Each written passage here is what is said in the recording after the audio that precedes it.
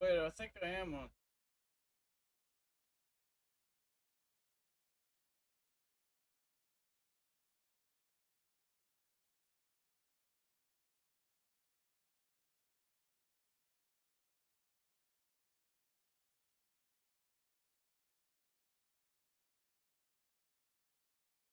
Hey, I'm on Twitch.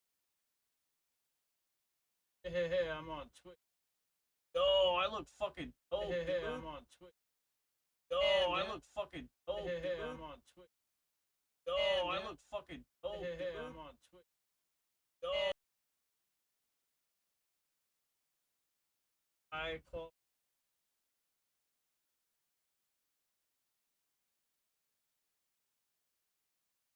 Yeah, it's 10.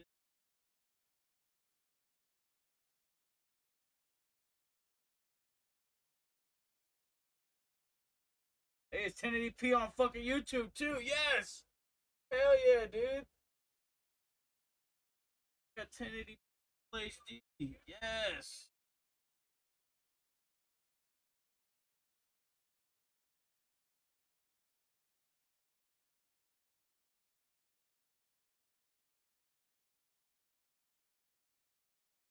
Baby. Yeah.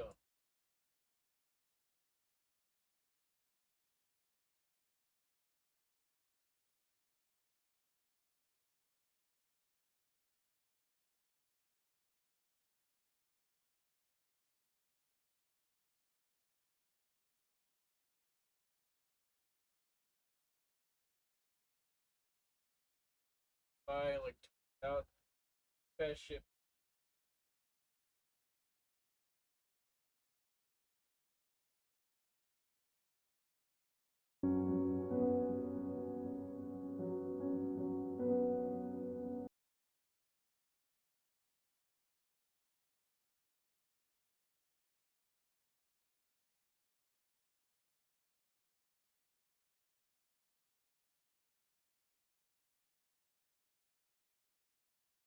Good.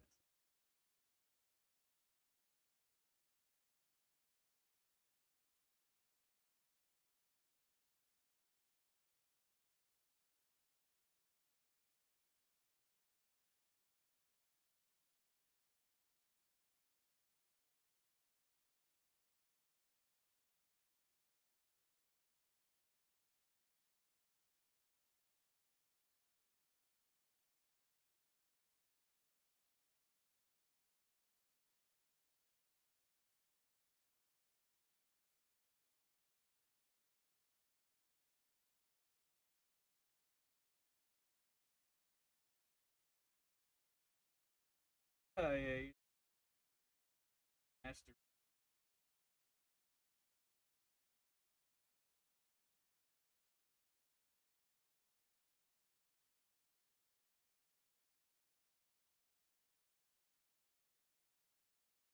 houses. Just like I was flipping like high ticket items on. I flip high ass ticket items on. That shit with houses, man. Buy negative 10%, you buy minus 10%, and then you put it plus 10% on 100. Buy 90%, sell 100 for 10%, and make big ass millions in the.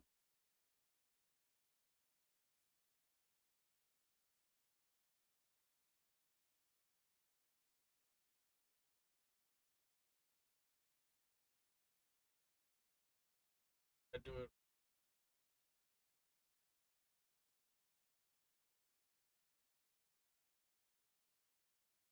High ticket.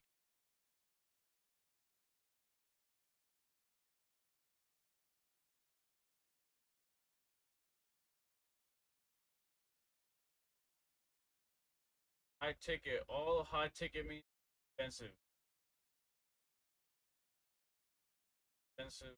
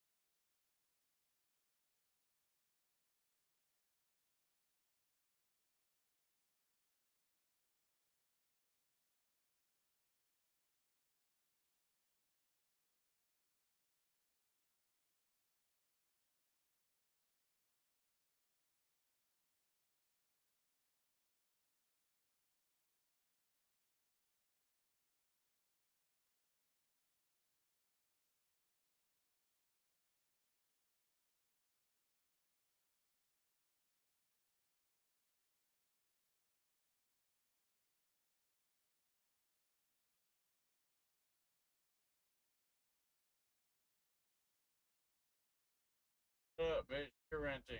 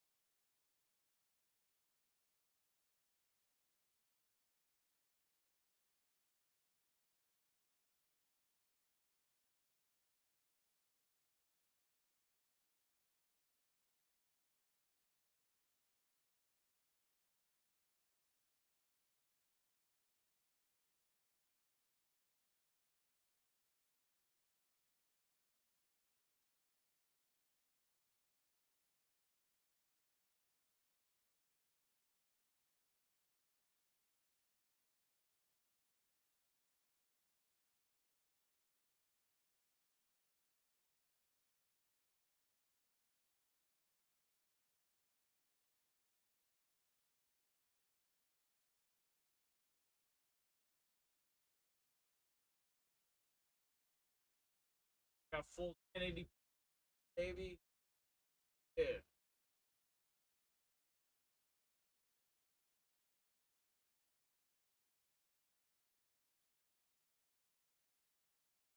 Man, hallelujah.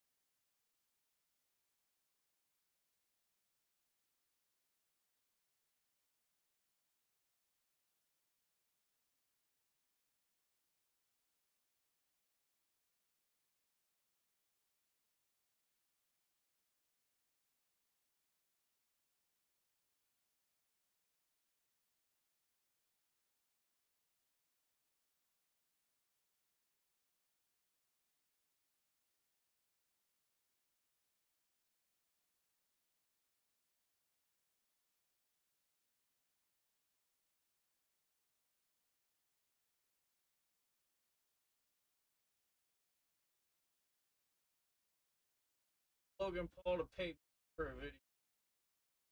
Yeah, really dope.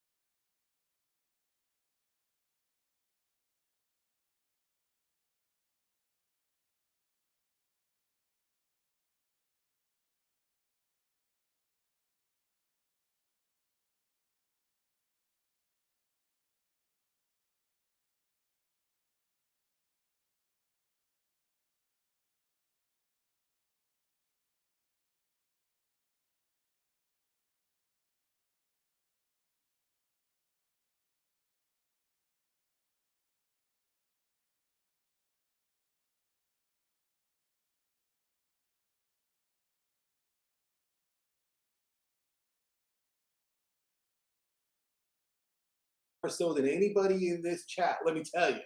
So if anyone's going to get some preemptive info, it's going to be this guy right here. And on the NASA spaceflight stream, weren't you? No, that was Ryan's clone. Yeah. I've been duplicated multiple times to do different things. That's true. That is very, very true. Do you guys get along? Do they let you hang out together? That if that ever happens, it's like it kind of breaks the space-time continuum, you know. Like you shouldn't ever. This isn't like simple biocloning. This is more like a quantum thing. You don't cross the streams, Dolly. Yeah. You should know that. Yeah, right. Speaking of don't cross the streams, you keep them separate. I was gonna say this is a really good comment from T-Man Army channel saying, imagine two starships launching at the same time. So I'm really that might not excited man. about plan this it off stream. its I hope axis. you're all Yeah, excited it about might. this stream. It might do it. And speaking of don't Well, cross you know, the you have streams. you have a starship launching from Boca. You have a tanker launching from the Cape, and then the tanker catches up to the Boca starship, fuel it up, send it off to the moon or Mars or Yeah, piece of wherever cake. you want to send it. Yeah, I like There you go. It's Magical. as easy as building a flame trench. All right. This sounds like one of those terrible math problems. Nice to hear. If a starship launches from Boca and another one See you there, launches from Bennett. Florida, how many apples do you have? Oh, no. Bennett, I saw your Sounds good joke good. there. I love it. Happy That's Friday, one of my everybody. favorite If you're bits. over Get here off in, the- this time zone, let me go ahead and get my slides presented. All right, cool. So yeah, my name is Jeremy. I'm a tech art director at Riot Games, and I'm currently on Project L, the League fighting game. This is my 17th year in the games industry, and my background is primarily in rigging and pipeline, which you'll also see covered today by my colleagues Izzy and Gage, respectively. These are some of the games I've had the opportunity to work on in my career. I had the immense privilege to work on some of these amazing titles, and I'm very excited about that. There are some amazing titles, and I'm Oh, he worked on Robo Recall. Wow. very excited about that. There is something I want to talk about, which is my career path. Since tech art direction isn't really something, kind of as the new guy, eager to be useful, I ended up taking on a lot of the work that the other animators that were more senior didn't want to do, which happened to be rigging. And I really enjoyed it, and started to learn scripting and a lot of that kind of stuff. So my learning path was, I didn't know all the things up front. I kind of learned it over time. In 2008, I was hired at Epic Games as their first full-time rigging tech artist. And for the next 5 years there, I was essentially the only rigging technical artist at the studio. So like Monolith, prior to joining Epic, the animators had built all their own rigs there. And even worse, they built them in different applications. So an animator couldn't even use another animator's rig because this guy used Maya and this person used Max, and like it was crazy. And as you probably are aware, games continue to increase in scope and in scale. And one of the ways to facilitate building these bigger games possible is by having consistency, by having a solid pipeline, ideally using the same, rigging package. So obviously animators rigging in their own preferred package is not going to really help on this front.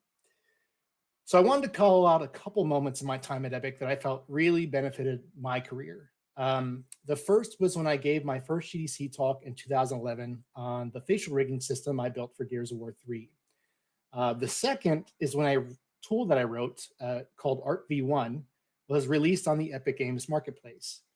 Both of these things greatly expanded my network and my opportunities.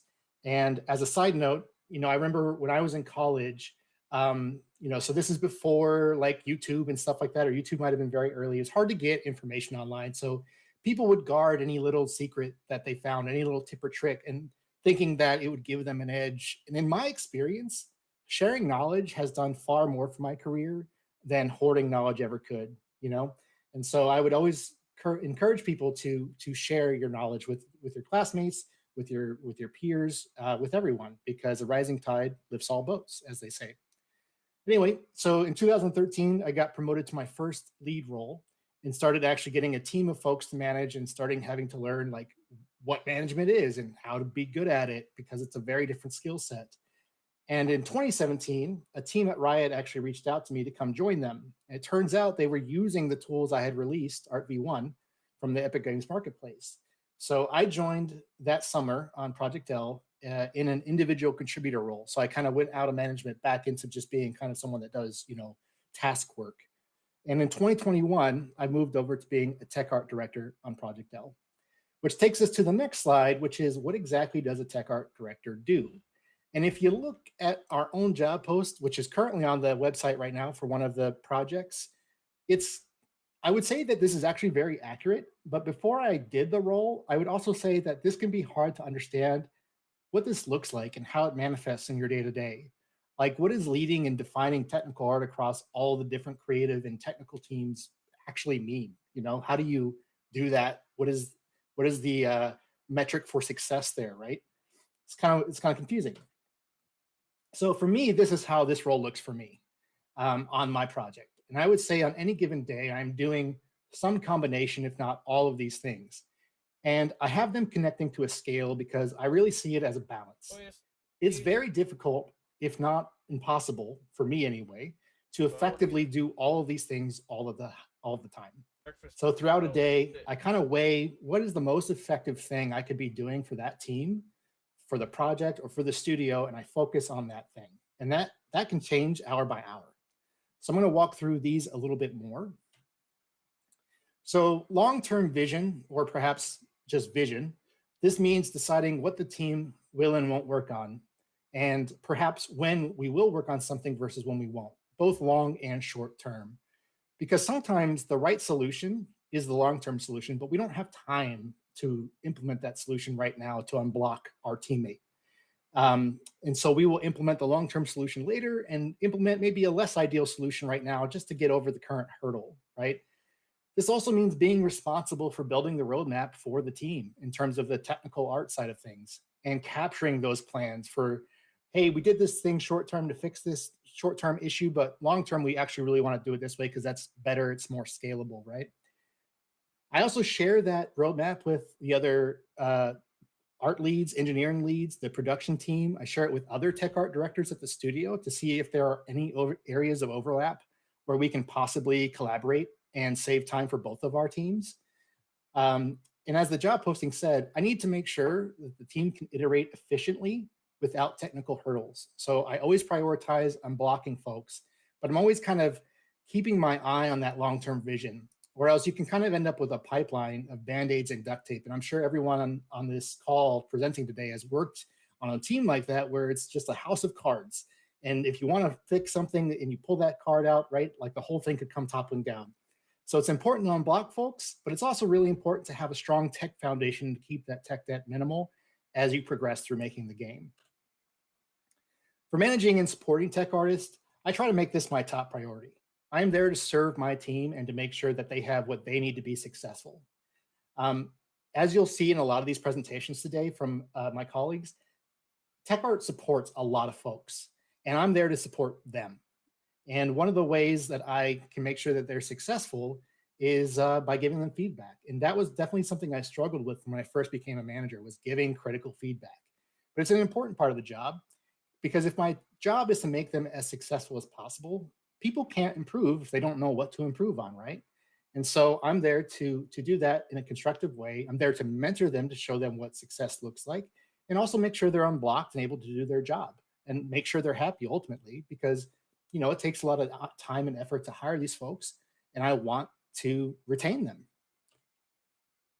I also represent tech art leadership, tech art in leadership meetings and on the project, and sometimes even at the studio level. So on the project level, I'm advocating for things like headcount and development partners to be able to achieve our goals, right? I'm the guy that comes in and says, we need 3 more riggers to be able to do this project. I work with our other tech art directors on the projects to guide the discipline at a studio level. So this can manifest in different ways, from ensuring our job titles make sense to making sure what our definitions of a job are consistent across all projects, right? What a rendering tech artist is on League and what a rendering tech artist is on Project L, those should be the same thing. We shouldn't have different definitions in the same studio. And as a tech AD, I also define and uphold quality standards by partnering with the art leads and the engineers to determine how far we can take our asset quality while still respecting the performance limitations of whatever our min spec might be. We also then build tools to help enforce and validate those standards. This also means reviewing work to make sure it meets those quality and performance standards, and giving actionable feedback if it doesn't. Like I said, in other presentations, you're going to see that tech artists are fairly central and must work with a lot of folks from a lot of different departments. So I try to build and maintain great working relationships with the art leads, designers, producers, engineers, pretty much everyone. And if one of my responsibilities is ensuring that the team can iterate efficiently without hurdles, bad communication at the leadership level can definitely be a hurdle. So it's a part of my responsibility to make sure that doesn't happen. And it does happen, right? There was an instance that happened this week where it was like, oh, we messed that up. And not only building these relationships on my team, but also building these relationships across other teams as well, so that we may better support each other, right? A lot of the folks on this call, I don't work with any of them directly, but we all know each other really well. We all talk to each other a lot. And so like, it's just, I can't stress enough the soft skill side of being a tech artist, because you are going to get, you're going to be like a 911 dispatcher sometimes, right? You're going to get fires being called to you, and you're going to have to put them out. A lot of the times when we talk about teams, we think about the people we directly work with, but on games like the ones we work on, we work with a lot of development partners. These are partner studios, these are vendors, outsourcers, contractors, etc. And it's part of my job to make sure that they have what they need to be successful as well. So that means thorough documentation, helping them remove any hurdles, and keeping them up to date on relevant topics like a schedule change or updates to tools they should be aware of. And of course, providing feedback on their work. And lastly, if there is an opportunity, I will pick up any emergent rigging or pipeline tasks, or develop tools that may have been sitting on the backlog for a bit, or maybe investigate new technologies.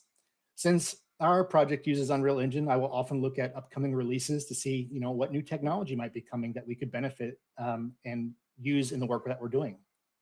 Some days, even weeks, I don't get to touch any work at all, as my time goes into one or several of the other areas.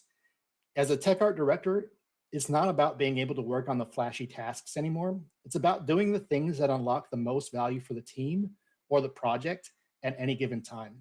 And that means things like documentation, reviewing work, getting alignment on tasks, or any number of the other things I mentioned.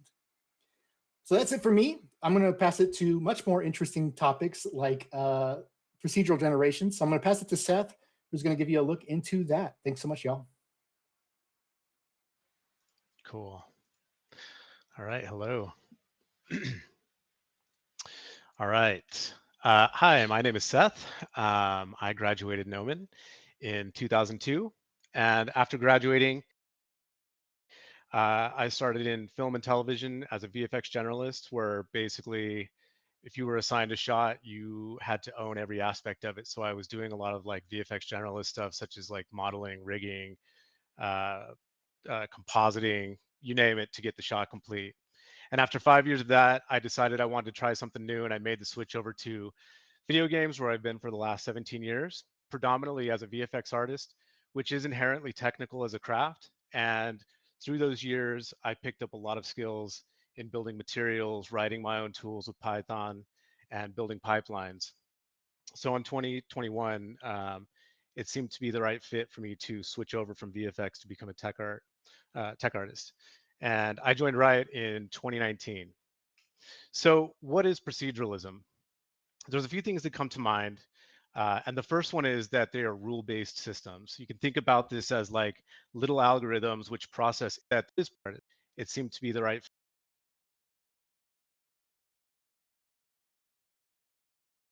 So if you had a long chain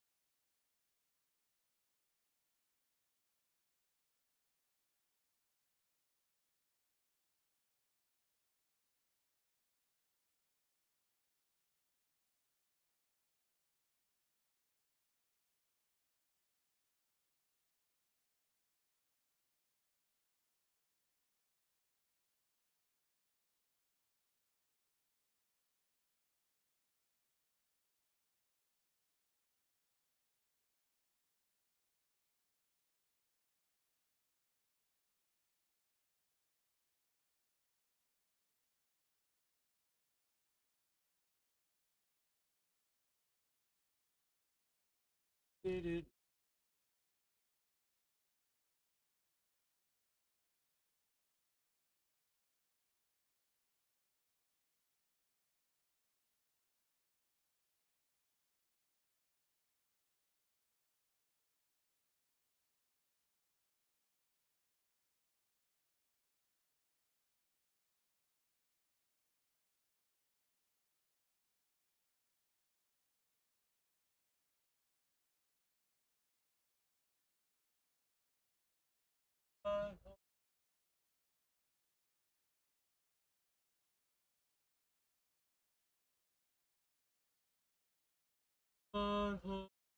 do do do do. Mr. Poopy Butthole, da da da.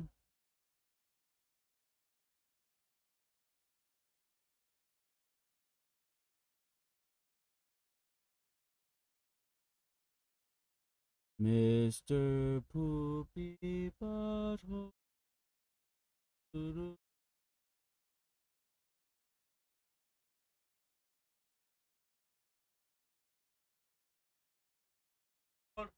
Butthole,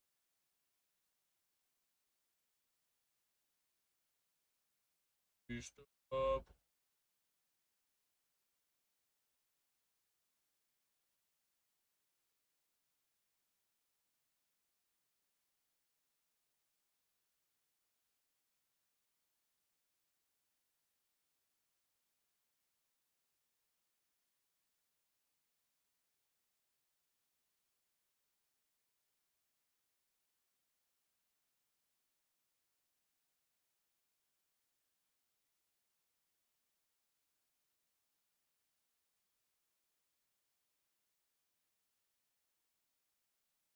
Mr. Poopy Butthole.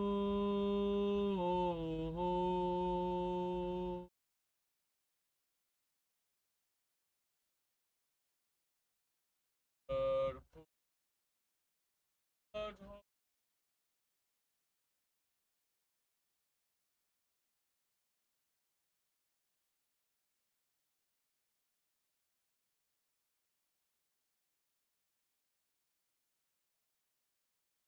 Mr. Poopy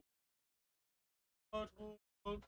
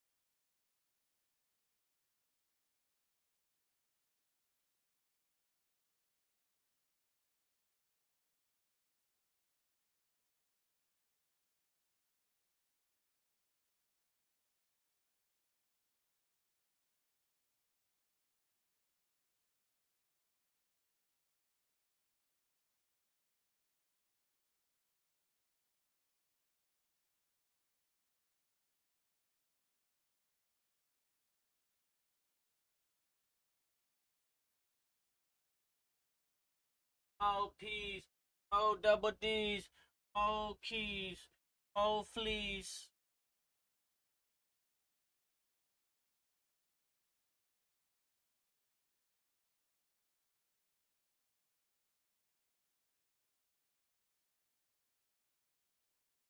Oh, fleece my vest on the best. I'm at the chain with the high tech.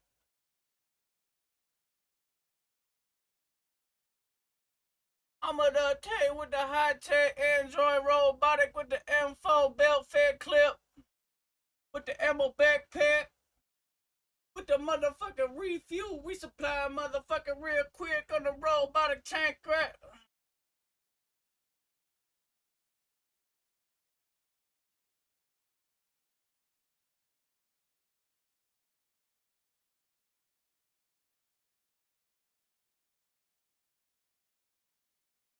Pull up with some Terminator shit.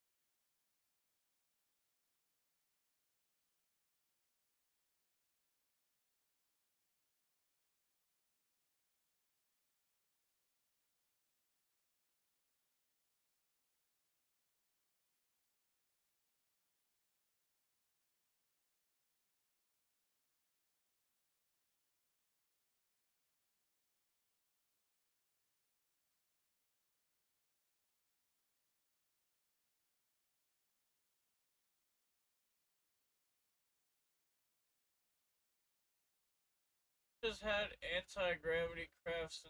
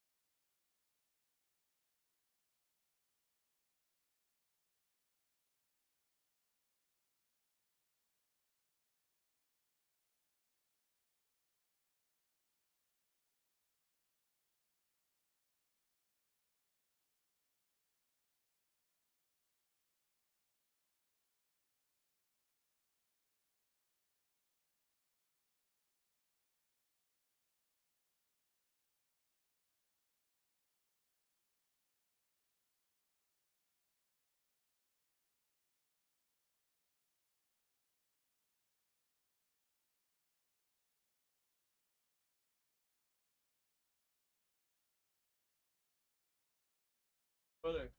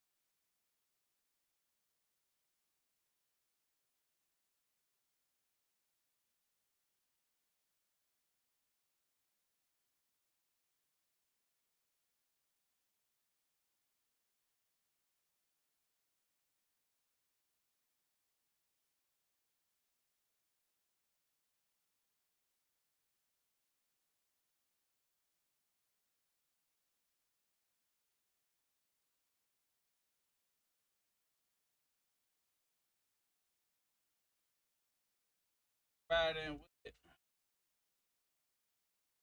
Commando.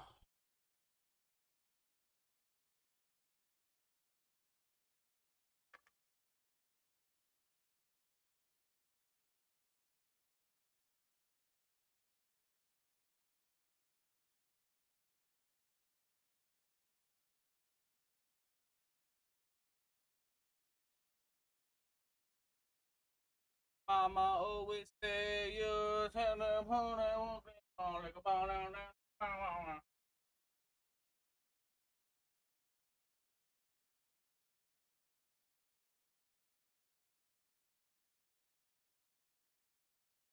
Mama always say chicka mala mong them all them all ding chicka all them.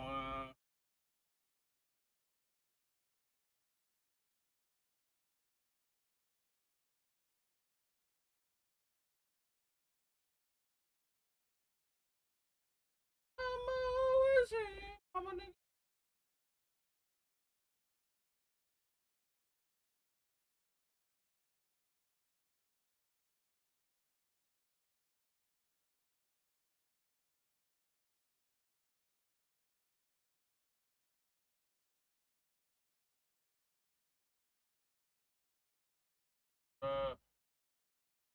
Make a bunch of money.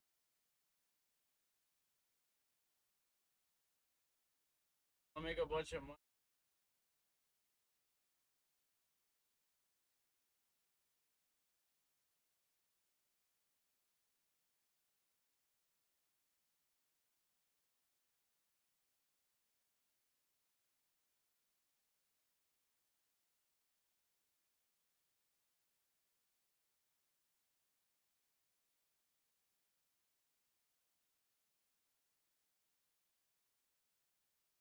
All these fucking military equipments and missiles, they don't even they won't even give me one missile's worth of money to change my life. They rather just give a shit.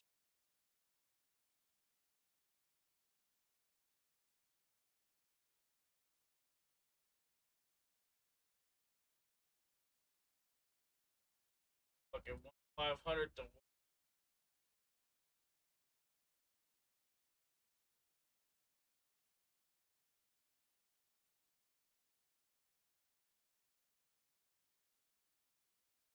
fucking bullshit. This stupid ass country doesn't even look out for its own people. Rather fucking go blow up people, cause war, and make people die.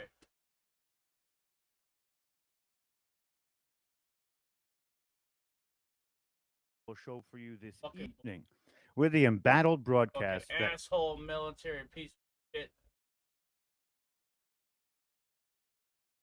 Encounters submitted to the Phantoms of Monsters website.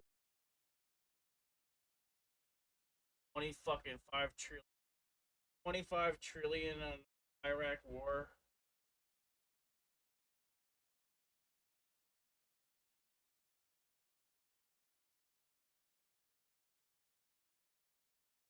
Bullshit.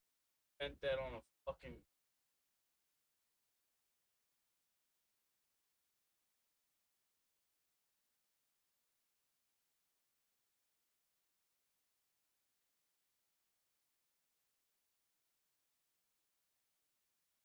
$45 trillion divided by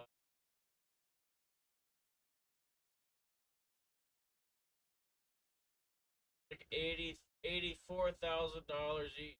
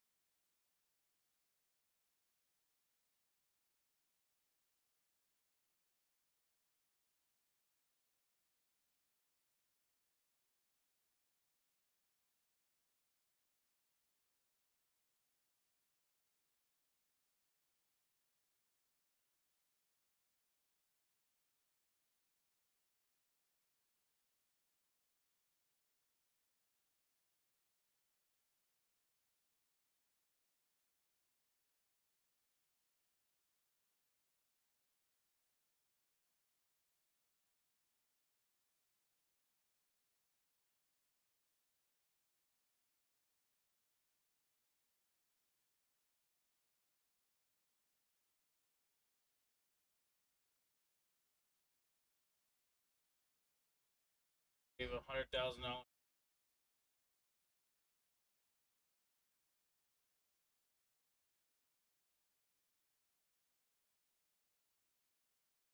And then they fucked up the $84 billion retreat. Fucking asshole Joe Biden, dude. Fucking gives $84 billion to the Taliban. Can't give shit to fucking me. Fucking asshole.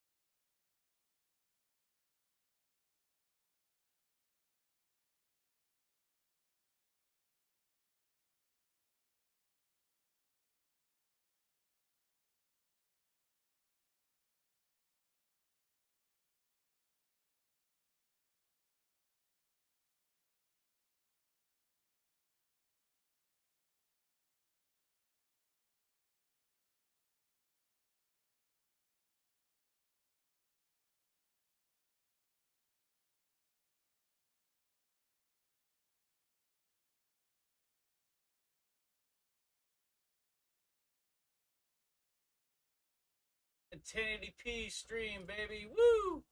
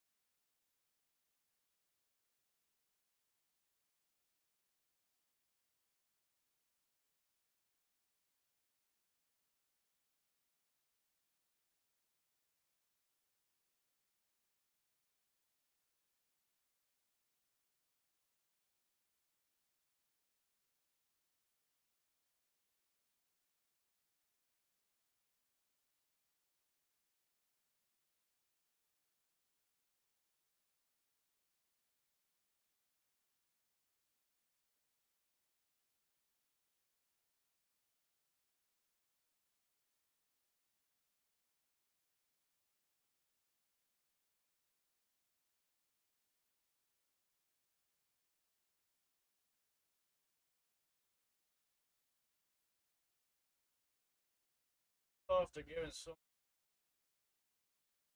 other random countries not doing shit for us over goddamn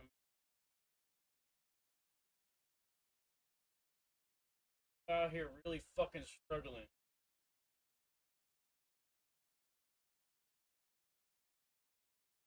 Rather employ it to go fucking kill somebody than help someone.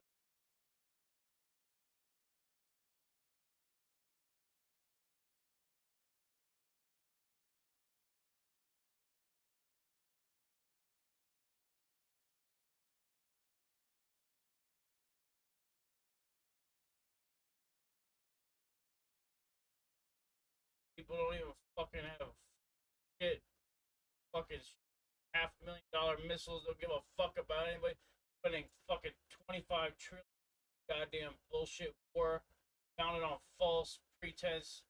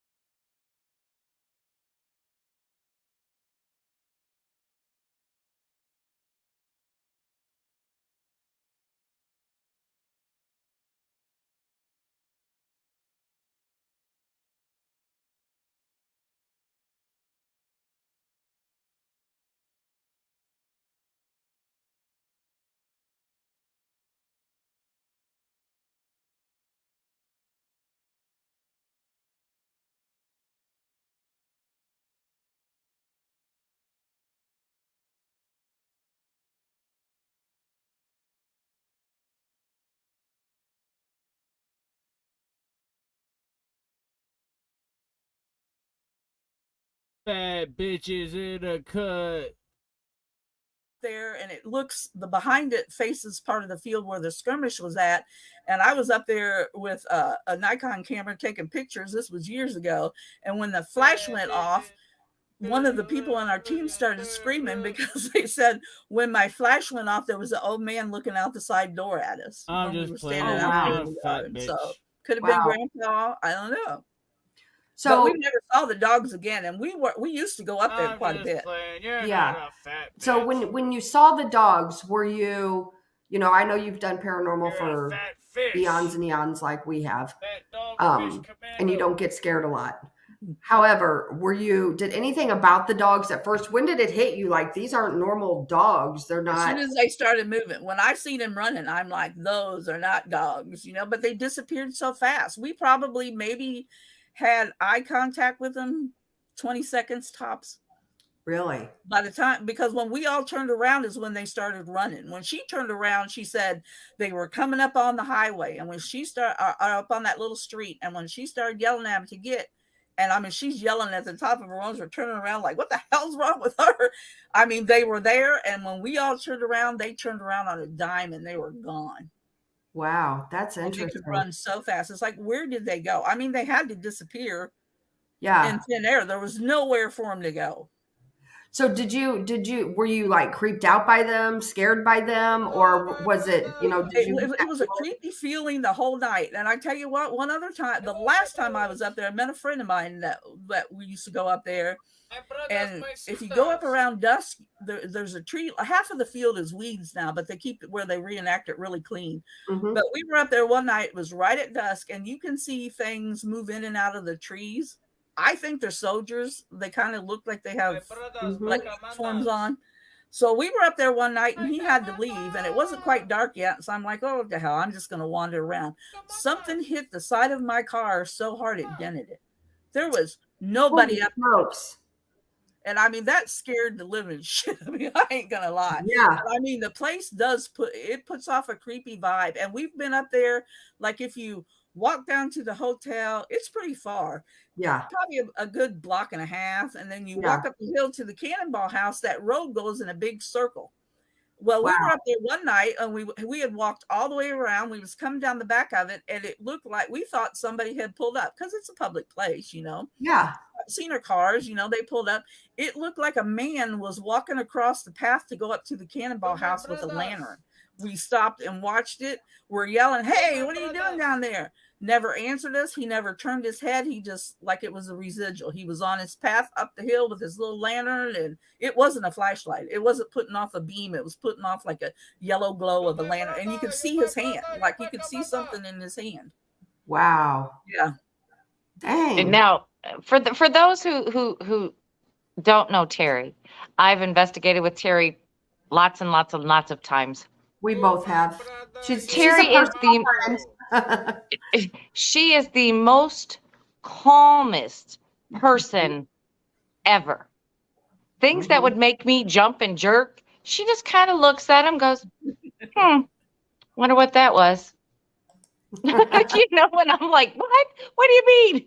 Well, I think the creep factor is because it got so quiet. I mean, you couldn't hear a cricket or nothing. And once they were gone, here come all the barking, and then you could hear cows mooing once they were gone. But it seemed like the whole time that they were creeping up on us and we wasn't paying no attention. I mean, everything stopped. You could hear a pin drop out there. You know what? I think I'd have been like your friend. I'd have been stomping my feet and trying to get them away. Because she thought they were just wild dogs. And I mean, we wandered around there the rest of the night. We never did see anything. It's like, well, where did they go? And that would creep you out too, because they had nowhere. There wasn't a bush for them to hide in. They didn't run in the woods. They didn't make it that far. Wow, that's crazy. Yeah. So my mind kind of races like down different ways. Like, was it hellhounds? Could it have been skinwalker? Because they can manifest into, I mean, just all kinds of different things. Do you believe it was an actual hellhound? I don't know. All I know is, and I would swear on it, they weren't dogs. There's no way they were dogs. I mean, everybody pretty well said the same thing, but I've studied dog movements. I've showed dogs for 25 years, and it's just like that shoulder never, like you couldn't see it ridge the top of its back. Not once. Hey, boss. How big did they look like? Can I have the pussy, please? Probably the size of a German Shepherd, pussy, but they were cold black. Wow. Yes, boss. So probably over 100 pounds. I'm a guy. Oh yeah. Boss. Yeah, I'd say about 125. I don't have it. And I mean, they look like twins. wondering I mean, if you there wanna wasn't no sniff white some spots coke? on them. They moved together. They ran together. Wow. I can't believe Did you you asked me a question. did you get a good look at their eyes? Yeah. Only when he flashed that camera right before they left. Boss, And they were can I red. have the pussy, please? That could have been just The elder gods have answered me. I must challenge you to Mortal Kombat. Big old beamers. Yeah. Still, that's still creepy. Eyeballs out. So yeah. All right. That's creepy. I have to say I have never seen an eye I'm shine on a depressed. I dog need a that's hug. red. All right. Never. Yeah, my dog. Regardless of if I was using a spotlight, never have seen it I red. have the pussy, pictures, please? just regular pictures. In pictures, yes, but when you're shining them boss. with the flashlight or Can the I have the headlights, pussy, please? Never. Never. And then they never made no noise. So if they were friendly, you're thinking they would have been whining, or even if they were Police, boss. scared of us, they would have growled or barked at us or something. I mean, they You would have heard some type of sound. Absolutely. Oh my gosh. You would have heard the grass, because I actually paid Yeah, attention. because the I next have a morning. PhD. I walk my dogs in the field. I could hear them Pretty huge walking dick. through the grass, going slow the next morning because it was just as wet and dewy. And I'm Bye. like, we were wet clear up to our knees from walking in the grass. It's like blood from my. And I mean, they the didn't other make. day. They came up behind us, and we never heard them. Lori says a Chihuahua has red eye shine. I don't have any money. Maybe but- some you know dogs. what? I don't know. I'm not very well versed in that. You know, as far as putting lights on. Yeah, and I mean, I haven't ever, but you know, I've never owned a Chihuahua. So What's wrong with you? you know, You think I'm gay? that's Well, that was her. cool. You know, that I was- mean, that was her I just have never. I want you to get the fuck away Yeah, from I me. have never seen one. We just kind of rolled it off with the light, as the glare off of the flashlight. But then, you know, we were like, pretty well, all of us were scared. And I think the creep factor was everything got quiet and died off until they were gone, and then the cows started moving again, because you can see the cows over across. I mean, they're pretty close. And for Did you everything ask him? shut up at the Yeah, same just- time, and that I thought dog he barked was really all cute. friggin' night, except when those things were out there on that field. Wow. You know, which brings me to another thing. So, you know, we've all done ghost hunts, and you know, for instance, the ranch. We've ghost hunted the ranch, and there it was not like particularly quiet or anything the nights that we have ghost hunted that My place. flock is everywhere. Look out. you Surprise, know, you hear motherfucker. a lot of My reports flock like is when everywhere. a cryptid type Look creature or out. something is around, Surprise, you know, everything motherfucker. goes quiet. My flock So, is everywhere. Could it even Look been out. something along those lines? I don't know. See, yeah, I mean, I don't know. Wow. It makes you wonder. Yeah. Yeah. And it's Surprise, crazy motherfucker. because, you My know, when flock you is see everywhere. it, Look you're out. in awe. You're not Surprise, thinking. I know that's how I would be. My Like, flock oh is man, I should everywhere. have done Look this. Or I out. should have looked here. Surprise, We thought they were motherfucker. dogs and they My might flock lie. is I think everywhere. that's what Look freaked out. us out for, like, your mind goes the Yeah. first 20 seconds. But I mean, as they're running and I'm just sitting there going, I can remember talking to myself going, that's not no dog. That's not no dog. And it was just because the way they were, I mean, they were floating. It's not like they stepped off in a hole and like you might have dicked because you were running across the grass. Sure. I mean, they were just as smooth as could be, running shoulder to shoulder until they disappeared. Wow, that's crazy. What do you guys believe a hellhound is? I know there's all kinds of rabbit holes with this. Well, it all depends on well, kind of like you know, what it's- history and what folklore you go down. I mean, the Yeah. folklore that we were following at the time was they considered them animals that was the earthly form of the devil, and they were all bad news. If they Mhm. were black and they were hellhounds, they were all bad news. And I've also heard if you see them and you make eye contact, then you can die, like right Right. then, you know, very soon. Right. So yeah, I've heard that too. It's crazy. But obviously that wasn't the case because you're still here, and that was how many years Right. ago? Yeah, that's been 10 or 12 years ago. Yeah, you're So- still here. Yeah. Well, most reports through folklore and all that is what Terry is describing. They have a black coat. They have red eyes. Sometimes their coat can even appear to be charred, as if they were on fire. And in some stories, they are said to be seen in flames. Now that's just in folklore, but I mean,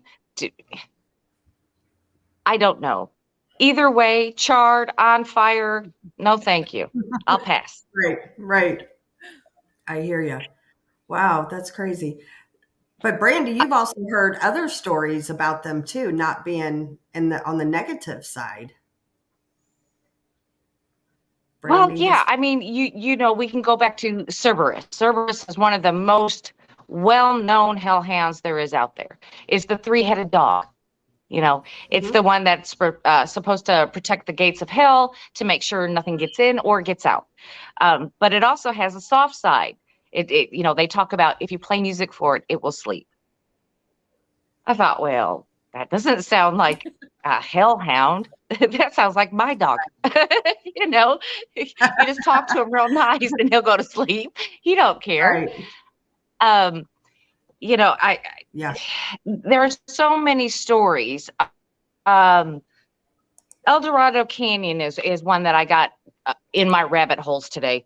El Dorado Canyon was one story that was just caught me by surprise, and it was an old mining town. Now, to protect their claims, these people would get these big dogs and they would tie them up in their camp to protect it while they're in the mines and all this other kind of stuff. But as it dried up, they would either release these dogs into the wild, they would leave them chained up to starve to death where they're at, or they would just kill them outright. Yeah. Which is so sad. Yeah. Well, if you look here, Jared Crazy Indian says hellhounds are spirits that can be bad or good. Truck drivers fallen asleep have seen the black dog, and some say it saved their life. That's interesting. Yeah, I'll get to that in a minute, because I was telling Terry about that right before we came on, that some of them are as what appears. But anyway, El Dorado Canyon. So these miners, like I said, they were just terrible to their dogs. But they're saying that people who go there now are seeing these ghostly dogs running, and whether they be hellhounds or not hellhounds, I don't know, but they're calling them hellhounds. But they're still there protecting what they were protecting in life. So that was just really a rabbit hole that I was going down today. But I mean, look it up. It's a sad story about the animals, and I can't believe that they just did away with the dogs, just left them. That was kind of crazy. Yeah. But Tex also, says, go ahead. Well, I was going to say, Tex says you should hear the story that Jason tells about the one who walked into a church during a funeral. Holy cow! Wow. Where's Jason? I need that story. Get on here. Well, Somebody come tell me, because I need to know that one. Yeah. If you look at it that way, maybe they were trying to protect us from the provoking and all the crap we were doing on the other side of the street with Grandpa, Yeah. Right. They're probably like, y'all are going to bite off more than you can chew here. You better shut up and move on. Yeah. I mean, you don't know. No, that's crazy. Well, Wow. they were also talking about in Scandinavian folklore that there's one called the Church Grim. The Church Grim is supposed to be a hound that protects a specific church. I don't know why that it would do that, but I guess because it likes loud noises and bells. So I guess that's why it would be attracted to churches. But yeah, that was kind of weird. I'm like, why would it protect a church? It's supposed to, I guess, protect hell is what I thought, to make sure that nothing can get out or get in. But as I'm reading these stories, like this one is protecting a church, protecting people as they come in and leave, so that nothing bad happens to them. A black shuck. I've always thought that they were like these demonic entities that were sent to protect the gates of hell. That's what I always thought they were. Yeah, like a black shuck. Now this one is in England. It is supposed to be as big as a horse. Is what the reports that have that people have said, that this thing is big as a horse, but it has been throughout history. Like even in a Sherlock Holmes book, The Hounds of Baskerville, this black shuck is supposed to be the inspiration for this whole novel. So I was kind of amused by that. I was like, really? Hellhounds? Huh? Yeah. I didn't know that. I was like, and like I said, 3 hours later, I finally pop up and go, hey, wait, I got to get on the show. Time went by fast, didn't it? It was just so much. Yeah, but it's called a black shuck. Who knew? Wow. But like I said, the reports of all of these things, even about, everyone that I looked into, whatever the name is, what country it was reported in, they all remain the same. They have the dark, dark hair. They have the red eyes. They walk around in silence. How can I say it? There's so much information. That they're bad, and yes, that some of them are bad, and then they can kill you. but there's some of them that will protect you.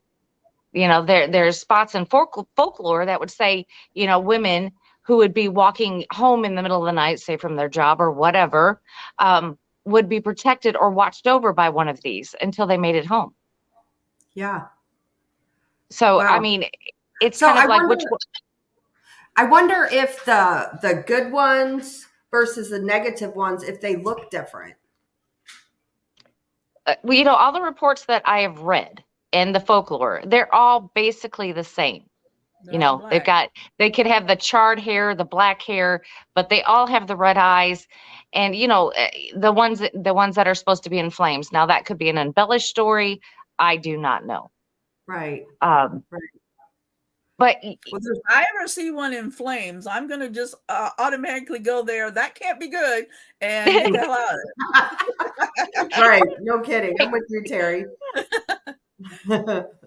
So think about this, Chris, about this. How many people, okay, wait a minute. I think I froze. You're good How now. many people have had reports of seeing dogmen near a cemetery or a graveyard? All the time. Tons. Well, aren't they supposed to be like folklore? Don't they say like they're protectors of cemeteries or something? Right. Yeah. So maybe, Terry, now correct me if I'm wrong, maybe they're seeing hellhounds versus a dogman. Yeah, but you have to remember that the woman that is the safeguard and the queen of the cemeteries is also not a nice person.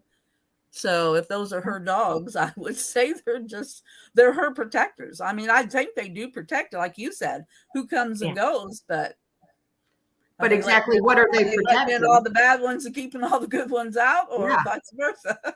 Yeah. Exactly. What are they protecting? I don't know. Yeah. I mean, not all hellhounds, according to folklore, are protecting the gates of hell. They're protecting other things, or people. Again, cemeteries, graveyards, Indian burial grounds, what have you. Right. And if you go down that route, so it does make me wonder. Bigfoot that saved the little kids that get lost in the woods, and and then they get rescued. That story of that 3-year-old, and all he said was the big bear protected me while I was out in the woods, and you're like, okay, well, yeah, that's not a bear. Good and bad and everything, like we discussed before. Right. Yeah. Brandy, I think you froze again. Well, you're Terry, back. Yeah, I know. I'm sorry. Also, when I was reading all this stuff today, that they could some can shapeshift. So, when you were talking about your story earlier, and Krista had mentioned that kind of made sense a little bit, that maybe it was a shapeshifter. Yeah. I don't know. I mean, we were just so freaked out that it was just like, you don't even think about stuff like that. And I don't even think Dogman was a thing back then. Yeah. Wow, that's crazy. But I do know they were on all fours when we saw them. They were moving. Yeah. Dang. Yeah, but dogmen have been known to be on all fours too. I don't know. This is one of those things that I would I guess that I would have to really dig into. 3 hours was just not enough. I mean, this is going to take a while. I do that stuff too during the day. Oh, I'm going to get up and clean something, and then I get on my computer, and 4 hours later, it's time to lunch. Yeah. Thank you, Tex. Thank you, Tex. Yeah, mine was I was going to fold some laundry. Fold some laundry, huh? Never made laundry. No. Yeah. Well, there's just so many stories, and like you said, it depends on what folklore and what little hole you fall down first. But and then you get to reading different stuff, and you're like, oh, well, I got to switch back and compare that. And yeah, have you Yeah, so exactly. I failed today. I did not do my research on tonight's show, so I have questions. So when you guys when you were doing research, how far back did the hellhounds go? Like when you were reading back through? Oh, you're talking 1400s. They're mentioned clear back over in England in the 1400s. Oh, absolutely. Wow. And there was some mention of Anubis. Mm-hmm. It's just kind of like, what? Wait a minute. The dog-headed god. What are we doing here? It's just like I have more questions now than when I started, which is Right. it's a great thing, but it's just awful because it's going to keep me up all night, and I'm gonna have to go back to it. Well, Right. and then if you get back to him, realize the size that he was, and then you fall down the rabbit hole of the giants that were on Earth before the humans, and there's you another 3 or 4 hours gone. Terry, I Yeah. wasn't gonna go there, but dang it, you did. You Jump did. in there. I have some weird attraction to that god, and I'm sure it's because of the dog. But yeah, that's a fascinating. Well, he was also a guardian. Yeah. Anubis was a guardian. So I mean, does it stem from there? Well, and all folklore has some truth to all the stories. I mean, Yep. some of it's probably a lot of extravagant add-ins, but for the most part, I mean, some of it had to be true for the story to even get started. Mm-hmm.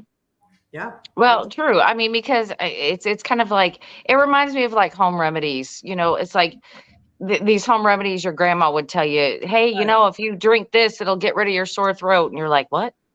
Yeah. And then you drink it and you're like, hey, it works. It's kind of like it's passed down. But how much has actually changed and how much is actually real? Yeah. That's where my rabbit hole is. I'm trying to find all the connections.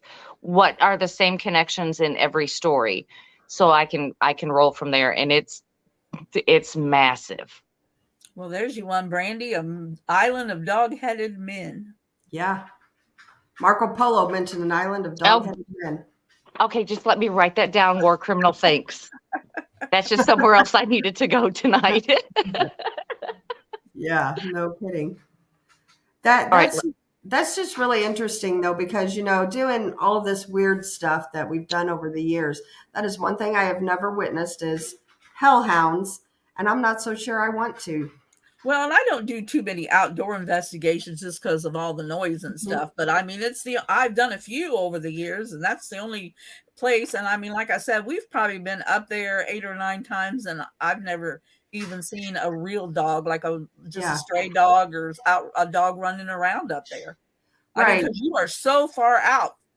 I mean, if there was a dog there, it would have to come from that farm. Yeah. So here's my thoughts on this. So, and we can go down like the negative hole. So, that land was tainted anyway with the skirmish that happened there.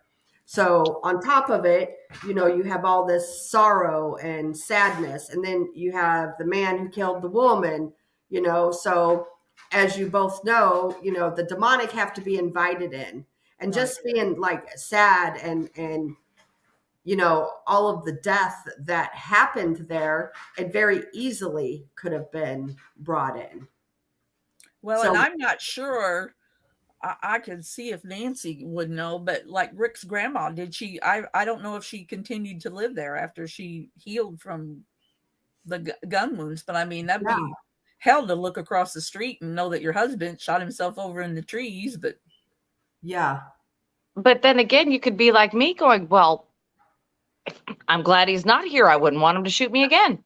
Exactly. I'm just, Right. that's what I say. Yeah, I was like, yay. It's like, thank you. I mean, that's gonna save me next time because he's not here to try and shoot me again.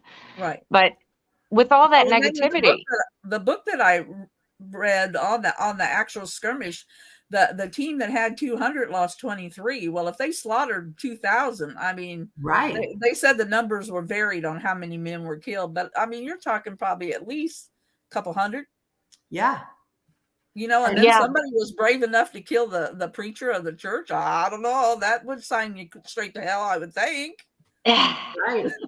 That wouldn't look good on you. Yeah. I imagine. But I mean, with all that, with all that blood spilled into the ground, of course that's gonna put negativity there. and just the overall, you know, the feelings and emotions that were on the field that the day that had happened also, I'm sure, has tainted a lot of things. Yeah. And it's, you know, we all know that residual, you know, emotions and things can stir up hauntings. Mhm. Yeah. So I can see that. That's scary. That's kind of scary. That's, you know, I've never been to a battlefield. Like I said, I like to investigate inside because of the noise factor. I've investigated battlefield. Yeah, you know, but I would like to, you know, Gettysburg and all that is great, and they've got great things coming out of there, paranormal wise. But Yeah. you know, it's the little battles. It's the little ones. Yeah. Well, you know, the other night on the show, we were talking about, I've, you know, I'm a ex-reenactor, Civil War reenactor. And the one battlefield that was very active for me was the Battle of Centralia in Centralia, Missouri, which is right outside of Columbia. Yeah. And I laid there and I heard horses in the middle of the night. And there wasn't any horses running around in the middle of the night. Was that a big war over there in Centralia, or just like a skirmish? It was a pretty good sized battle. It was a battle. It wasn't really a skirmish. So down the road from there, however, though, and it's a few miles away, there's Mount Zion Church. Now that was another skirmish, and I don't remember the exact details. So people out there, don't shoot me on my bad history. But there was, you know, that was where people were signing up to go to war at that church. Well, and I don't remember, I want to say it was the South that attacked the North, and it was the North signing up, you know, to go to war. They attacked a bunch of people like 8 o'clock in the morning. They didn't know they were coming, and killed a bunch of people all in that area. Well, we had access to a cemetery, not a cemetery, people's properties down that road. And we were out in the woods, in their fields, and we got captured EVPs of cannons and cannonballs were being found, and it was really a cool place. And that cemetery, though, is very, very, it's a very negative place. You know, it's a, you know, a lot of cemeteries to me are more peaceful. They're on the peaceful side. They're not scary to me. This one, it's a creepy one, and it's just a small little cemetery, and it's pretty crazy. So I feel like that imprint is there, right, where it could lead to something negative, such as a hellhound, you know, to be on the property. You know, I don't know. Yeah, that could be. Yeah. Well, and what's weird is like I've heard the horses neighing and their hooves on, like they're walking down the street, which there were streets back in the day, but now it's all grass. And I mean, we were up there one night, we could hear it. I've heard cannons shoot up there.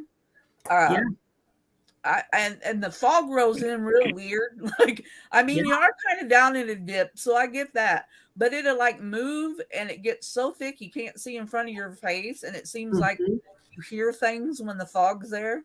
And when the fog moves down the road a little bit further, you kind of got to move with the fog. But it makes a real good Stephen King flick while you're standing up. Oh, here comes the fog. Well, Terry, I did. I talked to Richard Estep, and I told him a little bit about your story, and because he had talked about that he's really getting into battles and in the history of the Civil War, all that kind of stuff. So, you know, I told him a little about your story. I sent him the information on the book that you gave, you know, that you gave me, and he goes, history is my jam. So he is super interested. You know, I don't know, maybe we can get together with him and I'll go back up there. And I'll check on the reenactment too. It seems to me they just had one last year. So every 2 years is the Battle of Athens. Okay. Yep, every 2 years. Next year. And you know, the only reason I never went to that one is because we do the cav side, and they don't allow horses at that battle. Oh. So that's why I've never been to that one. Because I think if I read in the book, the Moors, which he was the one that only had the 500 people, I don't think they had horses, because they talk about how they captured 750 horses from the 2,000 that they whipped. So maybe it would put it off too far off of history or something. Yeah. Yeah. I mean, it just sounds like they were 500 men out in the middle of nowhere trying to save this piece of ground. Right. Wow. Because it's not very big. How many acres would you guesstimate? Oh, see, I don't know because I haven't been on the other half. I'll have to get on there and I'll look it up on break when we take a break and see if it says in there how many acres is still up there. Because like I said, there's supposed to be a place where you can camp out. So I've never been in that part. We just stick on that one little street that wraps around and goes to the cemetery. Okay, so now this year we have plans to go south to Brandy and now north up there to you, Terry. Yeah, all right. I'll be up there sometime too because I got a couple Saturdays and I ain't got nothing going on. I have to run up there some Saturday and just see what, because like I said, I've been up there a long time. And we could make it all things in one, because if there's no trees and it's open, it'd be a good place to sky watch. That's right. Well, that's, I mean, that's what we're going to do when y'all come to see me is we're going to go do some sky watching. We're going to do some sky watching. Actually, I talked to LB. Do you know him from Ashmore? That little guy, he's been on TV on a couple of shows. I talked to him today because this is a little off topic, but it's a cool story. In Mattoon, when he was a kid, they lived outside Mattoon, and he can remember the Air Force and the Men in Black coming because there was a UFO crash supposedly on his mom and dad's property. Wow. Yeah, and it's Indian burial ground. We were up there one Saturday. I had like a day event up there, and he brought some guy with him that was like a friend of his for years. And they had taken their daughter over there, and they could see like Indians in the tree line and stuff. So LB's supposed to take me up there too sometime. I'm up at Ashmore. So that's cool. Very cool. cool. He's taking me there so I know how to get there, so then I can just go on my own. But right. Well, Tex says he tends to snore when he sky watches. That's when we tell our best stories. We sit outside and stuff. I mean, how many times are you investigating, and when you take a break and you're just sitting there BSing in the dark, and then then you start hearing stuff. Yeah. Yeah. Yep.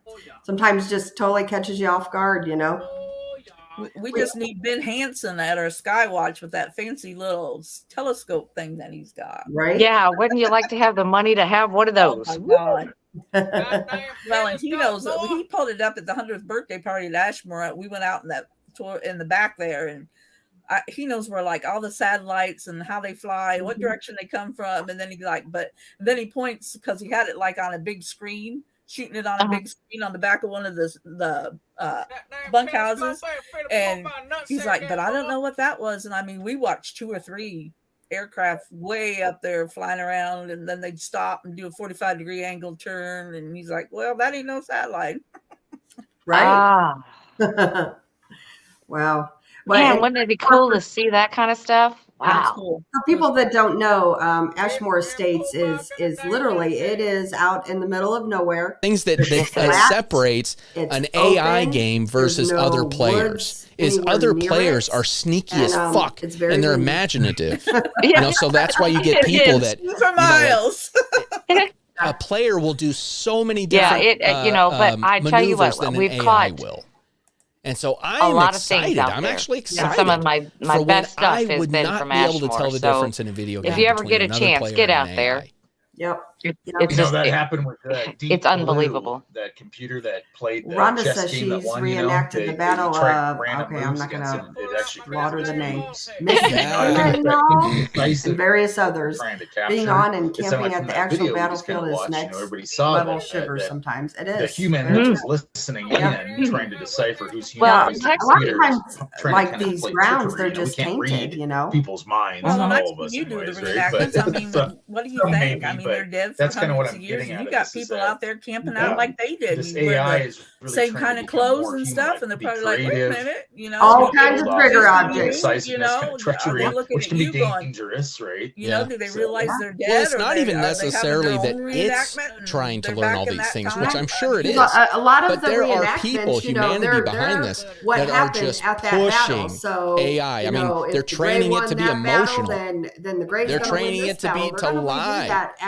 I mean, they're training it to do the there. craziest things that is like, why are you doing this? Why? It's all trigger objects. Why would you want that? You know, but it's because everybody wants to push the boundaries on what this is capable of.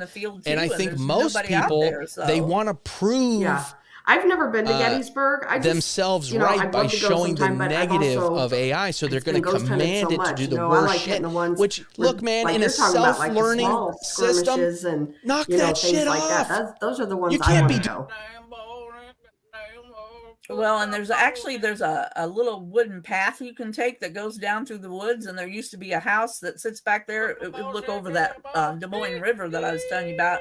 And we were up there one night, and there happened to be like a park ranger guy there, and they had cleared off this one area because they had found like the little girl that died was buried right there behind the house. So she's like right there off of the little wooden trail, which that's what they did back in the 1800s. Right, so right.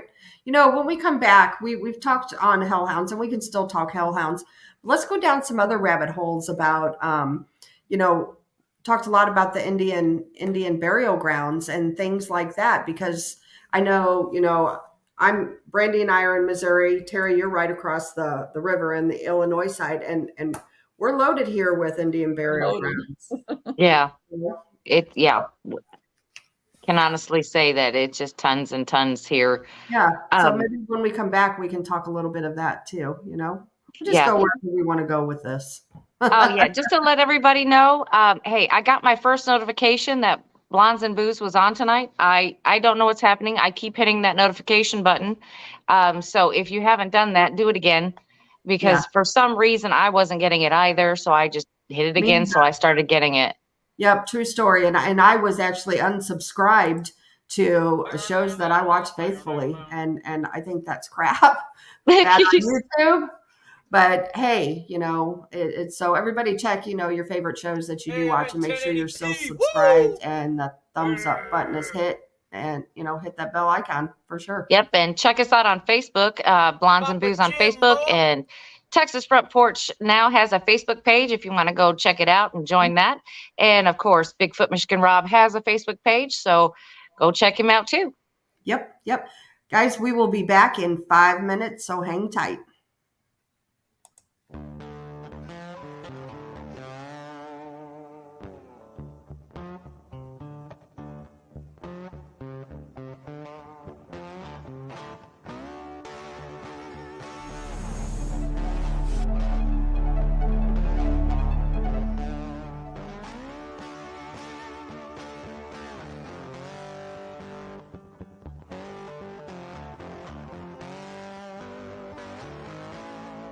Well, in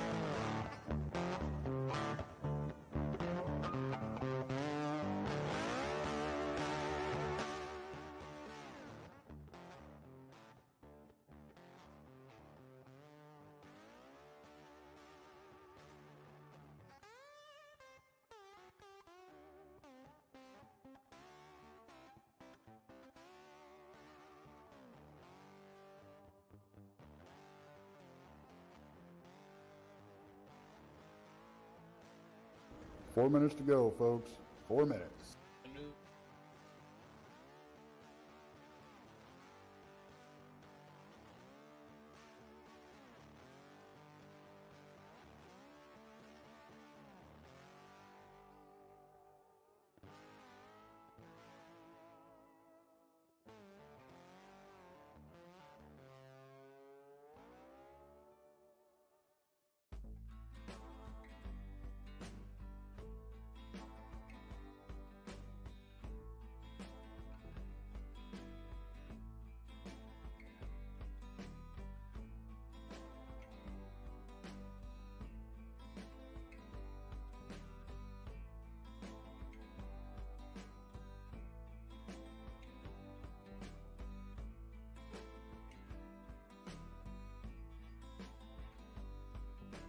Three minutes. We're almost there. Virgin Ticket Bitches Magazine. LLC.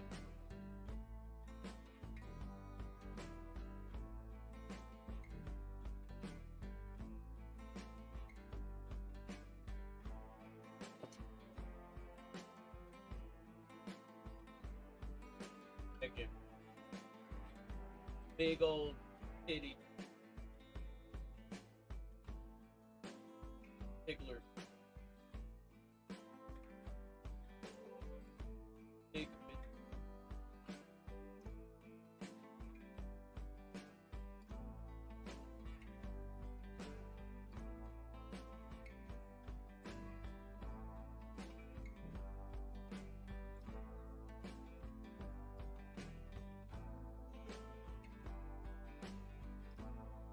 Two-minute warning, guys. 2-minute warning.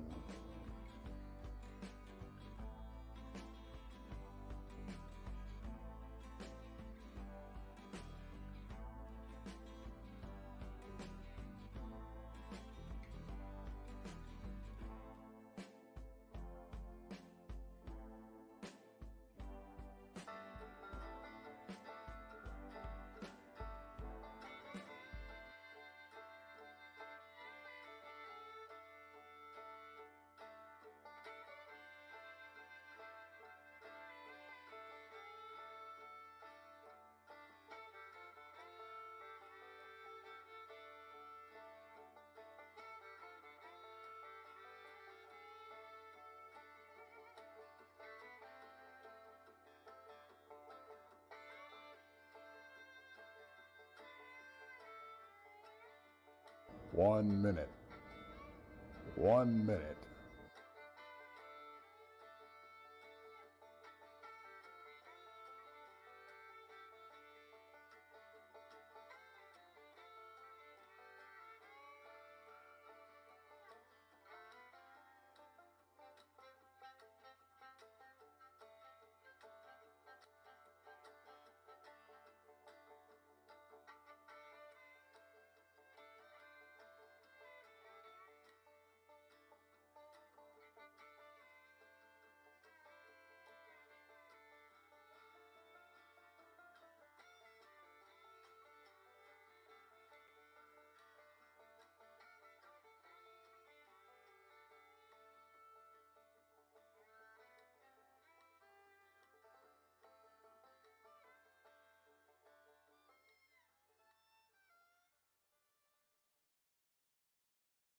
Hey everybody, welcome back. Appreciate everybody sticking with us. During break I was reading comments in chat.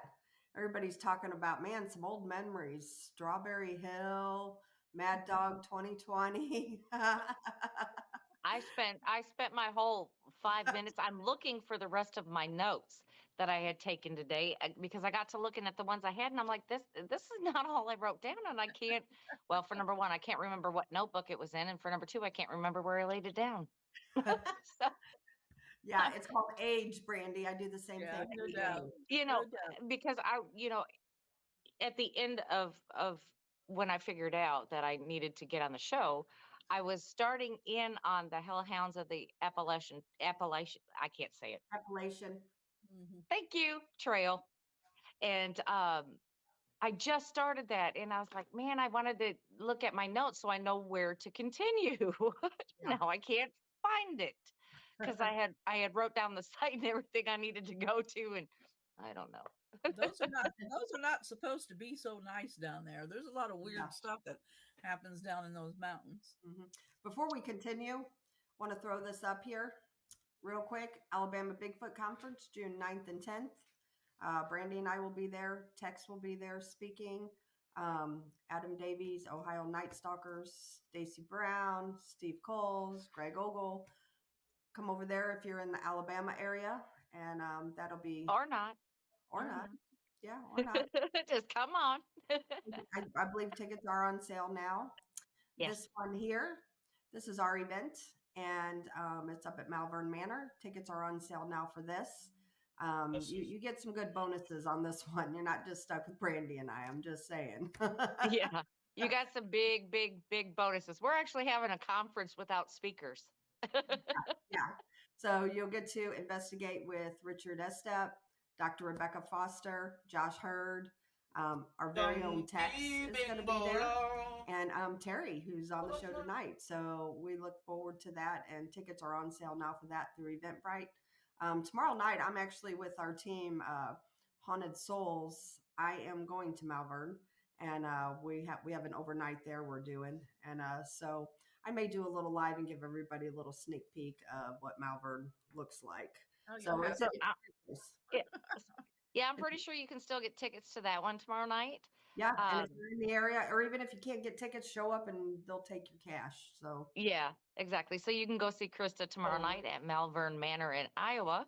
yeah, I'm in we for a do 6-hour drive. I'm leaving in the morning, 6 hours, and then I'm gonna turn around tomorrow night, and I'm driving home. I'm not even staying because I got my kid's birthday party on Sunday. Yep. So 12 Yes, hours you do. of my day tomorrow is going to be driving. So anyway, and then we have this one here. It's a Smoky Mountain Bigfoot Conference that is July 22nd, I believe. And we will be there as vendors. And right next to us is Barton and Letitia Nunley. So they'll be there too. So come and hang out with us. I also received word today that actually, or yesterday, Nana Boss is gonna come to that one. So you guys, if you're in the area, come meet her as well. She's gonna hang with us. And then I'll put a couple more up here that we're doing. July 28th and 29th, if you're in the Chicago, Rockford area in Illinois, come over to Shadows of Rockford. That is being put on by Brad and Barry Kling. And that'll be a fun event. Terry, are you going to that one? I'm not going to that one because I'm going to the one that the Klings are going to be in Kansas City. I was going to ask you if y'all are going to be over there. That one's in July. That was our only weekend that we get a break. Yeah.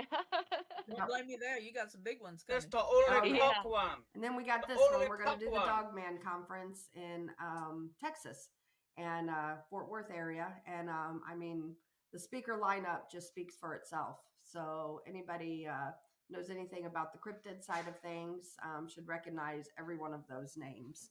So anyway, that's going to be a heck of a conference as well. And actually, I'll just stop there. So. You guys got because there's there's a ton out there, and fortunately though that Chris and I at the Dogman Conference we're going as spectators. Oh, so we get to go watch all the speakers, and we got Krista got me a VIP ticket. She goes, "Well, Merry Christmas." I said, "Well, thank you." I like my Christmas present. So meet people, that's always fun. I went to a UFO conference last year in Cape Girardeau, and that's what I've done. We just went down there to meet people, and I believe Texas is. I think there's going to be a panel, and I think Texas is on the panel. So it's just going to be a good time with all of us. So I'm looking forward. I get to meet Tex at Malvern Manor. I'm stoked about that. Yeah, he will be there. He will be there. And then Randy, everybody else. Randy, our tech guy, he's going to come up with techs, we hope.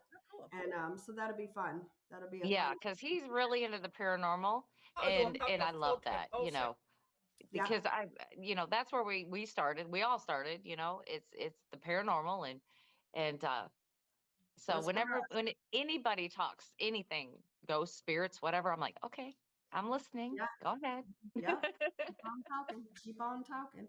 So anyway, there's some really cool events coming up, and there's others out there too. Just look and see, what's in your neighborhood, and you never know who's going to be showing up at them. So right. Yeah, and actually, the Spaced Out Radio event in Vegas, I would love to go to that. However, with doing everything else this year, it's just not in the budget. Right. So maybe next year. I have another trip that I'm going during that same time frame, so I cannot go. Yeah, unfortunately. So anyway, but So let's talk about like Indian mounds. Yeah. Oh, while we were on break, I did look up that Athens is bigger than I thought. It's 408 acres up there. Oh, wow. That's a good size area. That's a good size. Yeah, that would take you all night to walk around. When I go up there, I'll have to drive around to that campground area and check that out. Yeah, most definitely. Cool. We like I said, I know lots of people have reenacted up there, but we're on the Cav side, and at Athens they don't allow horses up there at that one. That's crazy. So yeah, that's why we've never went. I knew there was a reason for that. But anyway, Indian burial mounds, they're all over. Especially in our area. Yeah, I mean, because you can see them actually just driving down the road, and especially in my area where I'm actually located, it's flat. I mean, it's known for its farmlands, but in the middle of these farm fields, you'll see a mound, and it may have trees growing in it, and it just looks like a little island out in the middle, of a farm field. And they can't farm too close to it. Of course, that just makes all the sense.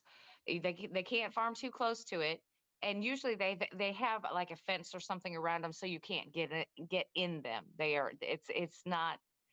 They're kind of like, I don't know, protected or something. You can't just go out to them because they don't want you digging up anything either. So they just kind of keep you away from 'em. But I mean, I could drive down the highway and see them.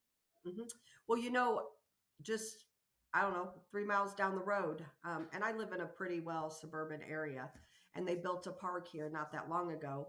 And in the middle of the park is an Indian mound. And they built the whole park around it. There's walking trails, and they've got signs up. You walk down this, and then you go to the next one, read the next sign. It tells you a little bit about it. But, there is no fences up around that one. You can walk right up on top of it. Really? There's none in my area either. We actually have a park that's in my old childhood neighborhood where I grew up, and it's called Indian Mound Park. And I forget how many, there's 7 or 9 of them in this park. So you can just drive around all these little windy roads, and you'll just see a mound out there. And I know some of the American Indians here in Quincy done like a big cleanup for them one time. And I guess they were like doing a drum ceremony, and somebody was reported it for the news, and they actually have drum beats that were just like EVPs picked up in the crowd. So, but they have a sign. They don't have fences around them, but they have a sign where they're protected. And I don't know if you guys know Clarksville. Have you ever been to Clarksville, Missouri? I have. It's not far from me. Well, remember when I was a kid, you could ride to the top, and in that building, you could look up in the ceiling, and that I do remember that. Yeah. Yes. Yeah. Yeah. What is that thing you sit on and it takes you up the lift? It was a sky ride. It was the highest. It's the highest hill on the Mississippi River is in Clarksville. Yeah. My dad used to take us down there when we were kids, and then you could feed the moose and the reindeer, and all. They've done that things that aren't politically correct nowadays. Right. Oh yeah, most definitely. But just, like our area is full of Native American history, and there's a place out, I've talked about it before. It's called Lost Valley Lake Resort, and it's in Gerald, Missouri. And Brandy's been there. Yes. It is, a lot of the hauntings out there is Native American. Really? Yeah. If you go down to the horse barn down there, you can hear drumming. And it's just, there's some crazy things that go on out there, but it's all, all of our area is it's full of Native American land. Well, we're all along the river there, and that was the big. Yeah. Well, and unfortunately at this resort, when I had went, it was like drizzly, rainy, but I was a trooper. I was out there, I was looking, I'm like, but you couldn't hear a thing, just with the rain. And then there's a waterfall out there, just a little itty bitty waterfall, and it makes a lot of noise because it's not tall, but it's long. So there's all the noise coming off of that. But it does have a creep factor out there. Yeah, that park I was talking about too. We go there sometimes and walk, and I take the girls, and we walk the dogs and stuff, and I won't let them walk up on it. I feel like that's disrespect. Yeah. Kind of. Yeah. And you don't know how many are in there. I mean, there's no number. You don't know. Right. Like, did they bury them, and then they undoubtedly piled them on top of one another over the years because that was a sacred place. So yeah, I remember on the Illinois side, and I believe it's right over in East St. Louis. I think it's in a bad area now, but Cahokia Mountains. I remember going there as a kid and climbing up. They had that big museum, and you could look at. They were buried. I think they have to cover them all up because it is disrespectful to. Yeah. I mean, if you were American Indian, I wouldn't want my family laying there with the bones sticking out so everybody could stare at them. That's kind of right. Exactly. Exactly. I think they shut that whole part down because they covered them up. Now, I'm not sure what they're doing with Clarksville. I mean, that had to be a big tribe that lived up on top of that hill. Right. Right. you know, I don't know. I just feel like it's disrespect to walk up on it, and you know, so my kids get it because, you know, I do this weird stuff, so they never question me, Right. you know. So it's just, you know, same thing. Even when I walk through a cemetery, I don't even like to step on the graves. Right. I'm weird like that. Our dad always made us walk in front of the tombstones as close as you could, because then you're not stepping on the person that's feet. There you go. Walking across. So, yep. Yeah, that was drilled in our heads when we used to take flowers when we were little. Yeah. It just, you know, it's, I don't know. I feel like it's disrespect. So anyway, Brandy, you got to tell us about the ones you said down there with the fences around, so people can't get up on them, obviously, because others have realized it is disrespect. Correct? Yeah, well, you know, and a lot of them were digging for things, you know, tools or anything that were in those mounds, and so they blocked a lot of them off where you can't even get to them. It's yeah, it's normally, you know, it's people, just people. It's like I wouldn't want anyone digging up, you know, my relatives. So right, just because you think you're going to find a plate or some kind of artifact. That's, you know. Exactly. You know, and that's why it's strange. But that's why people, when they bury their loved one nowadays, they don't bury them with their wedding rings or jewelry or anything of value anymore, because you can't.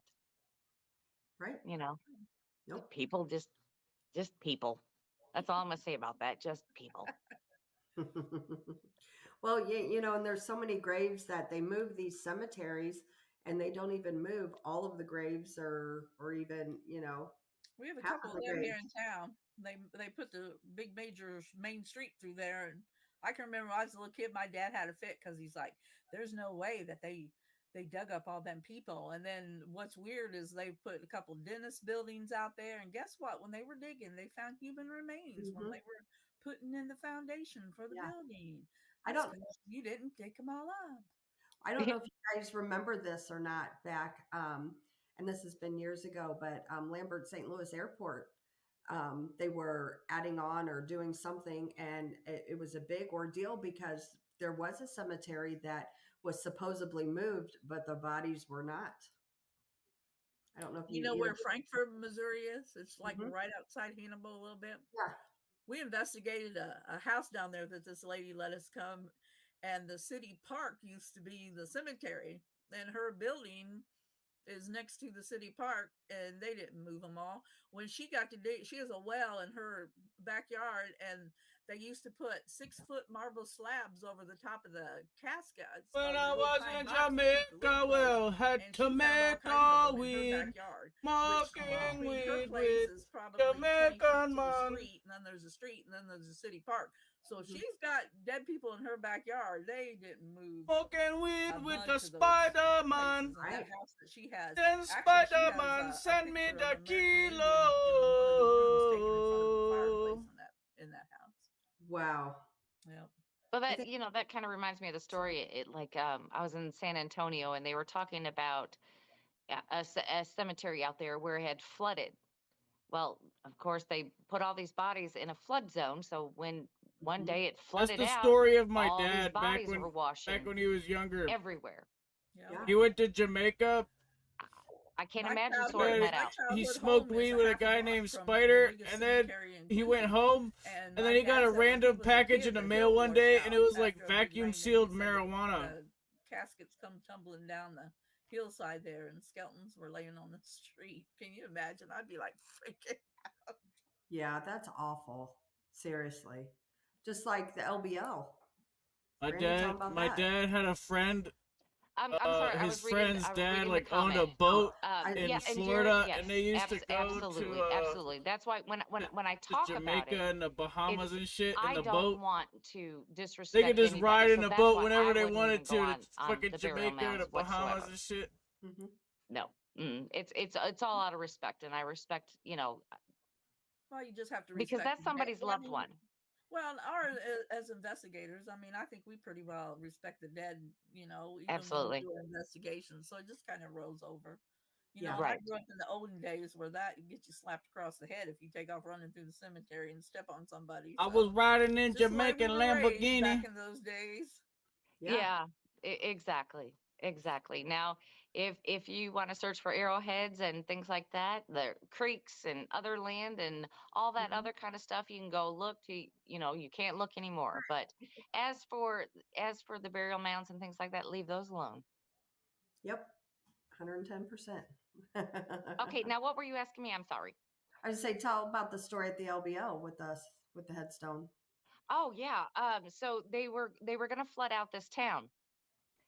So they had everybody moved out, but of course they had a cemetery in there. Well, they moved everybody that they could contact, or their loved ones contacted them to move them and their headstones. So they've got them all moved. But for the ones who their family members didn't care, or there weren't any left or anything, they're still there. Wow. And they're underwater. Yep. And only during the winter time, when the water's you can low, see the tombstones still sticking up out of the water.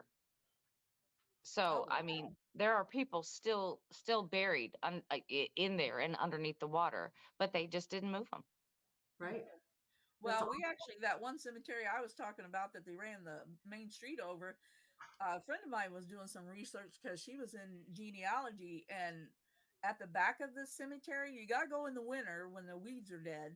But if you were poor and didn't have no money, it was the pauper cemetery. So they just put you back there off of where the tombstones and stuff is at. So they don't even have markers. But if you go in there in the winter and you imagine those 80-year-old trees aren't there, you can kind of see the flat part and the way the land goes, that there's people buried there that people don't even know they're back there. She only found it because of some research she was digging up. Yeah. Yep. Absolutely. Absolutely. Let's see here. I'm just trying to. She had like a great uncle buried back there or something. Of course, we can't find him because it's all weeds and trees now. Wow. And I'm sure all the cities had. I just saw Letitia's comment there. Never mess with burial grounds. Did we just not have a conversation about who guards the burial grounds for Native Americans? Yeah. We just had that last night. They're talking about dogmen. That dogmen are spotted around the mounds. So yeah, don't mess with them. Yep, Letitia is right. Yes. Yeah, for sure. I don't know. There's just a lot of weirdness out there, and I think Weird there's phenomena. a lot of these hauntings Only are wanted to caused be out seen of, by your like, group, disrespect, or and was perhaps in things a like that, situation where it could only be seen. Like It's a when- real you know, thing, when but we it's only go- seen when we go to a certain like into- tunnel of the air or not something saying because of the us, way it because warps Fuck space and time, Mick or it was some kind of illusion. However, there are Like there was something that Mick wasn't West. actually You know, quite so big, Counterintelligence asshole. and from your perspective, you just happen to be in the right spot to see it at the right time while somebody's solar balloon or kite or whatever it was private case flew over, and you all got the same illusion at the same figure time. out who or what is there. But that is you know, not again, the I place don't know to be which one of haunted. those is the And- right one. Don't you think No, you're either it's, going to get more than you ask for, or you're not going to get back nothing? to, I guess, my You point come in my house and I'm that standing over in no the matter corner, what, and you come in not and start everything provoking me is a and calling me UFO. names. It's I'm simply either not. going to Simply not. really cause What havoc on we your, saw or I'm just going to sit that back in day the corner and laugh at was you, and you ain't going to get friggin' nothing. nuts. So. And Right. I can tell you, I don't know what it was, Mick. You I just don't. don't get I more when certainly you just don't. come in But and- this is what drives me. Yeah, because spirits were people once. And I'm you know, okay with they were, listening to you know, everybody's they were alive and input walked on this earth everything, just like we do now. like you So and the work that you do. I don't mind Now, it. I I appreciate will it. admit I have taunted And so there you go. at places, All right, but it's been but you haven't seen on it. a negative I was type hoping you side would tell me that you to- haven't seen to get a anything, and I would say, well, reaction. that explains You everything know, about that- Mick West. I have done. Yeah, well, I haven't seen anything amazing. This is You people too, Terry? always ask me Well, what's yeah, I the mean, most we amazing provoked UFO Grandpa video and you've ever called him a seen, coward and all kinds and of that you names up couldn't there at the explain. Athens And place there's because, I mean, you thousands know, of it's your videos that grandma, I come can't on. explain just because Right. they're like that white dot that I saw. They're just something in the distance. Yeah. And you can't tell what it is. Right, I haven't right. seen any, You know, at the ones that at like the Ray County are Museum, amazing, even as we, amazing as the there was your a description negative like there. If you had a entity there, 4K and, video of we this kinda thing taunted coming a little over the bit top of the to mountain, get a reaction, and yeah, that would be pretty you know, amazing.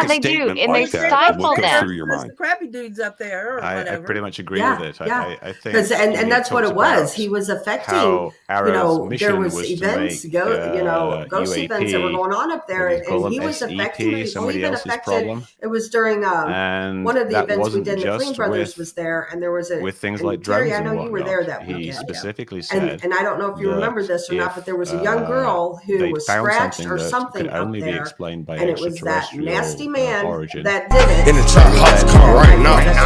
Mouth full of gold, check a nigga out. Game boy, like what they mean. Mouth full of gold, check and I'm tripping like blow, blow, on 50 count. She on my dick now, and I'm like, wow. Blow, blow, blow, blow, on my 50 sound. Bitch on my dick now, on the shit now. DJ Smokey.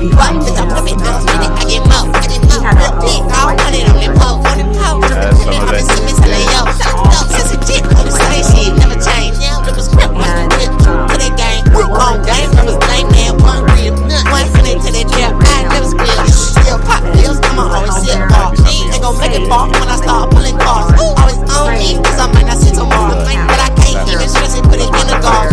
On the four-way, niggas love it, they love it. Three-piece in the biscuits, gloves, when you pack, turn 10. Curry Main, Triple Six, brother. Like your blocks at a shop on your pain. Your set, no setting, and rewind. Think I'm playing, I still don't mind. You want to fuck over on the north side. Down on the court with the torch, I ain't never lied. Solo dollar win, big motherfucker friend. What you mean, come and peek, I be getting it in. 100 down, it's my life. Already I done earned my straight. Easy as pet, I ain't talking one life. 3 ounces dropping ass, my sprite. But I mean, I feel cold in the dark, I keep up on the light. Red rum when I see him on sight.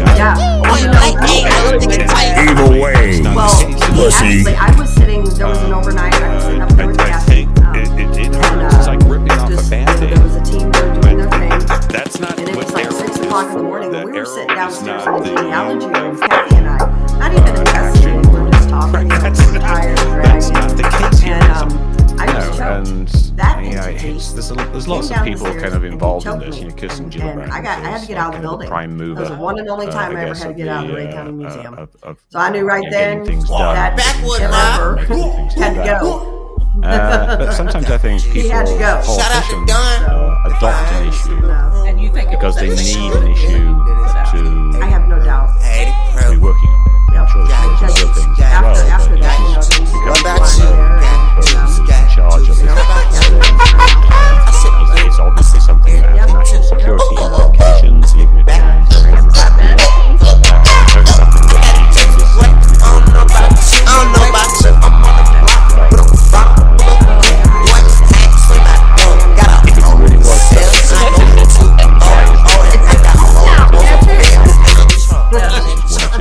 I got the next time we go over, it's like, we're gonna go early. There's very, very few people actually pursuing this. I think Pentagon, like Sean Kirkpatrick, really isn't super interested in other than like we have been. well, yeah, I mean, well, Krista, we're blaming this on you too, talking about pizza food. So the whole alien So thing, it's her pizza delivery was like a whole hour late.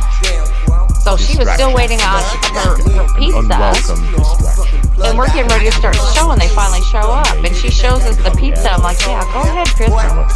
Show me that again.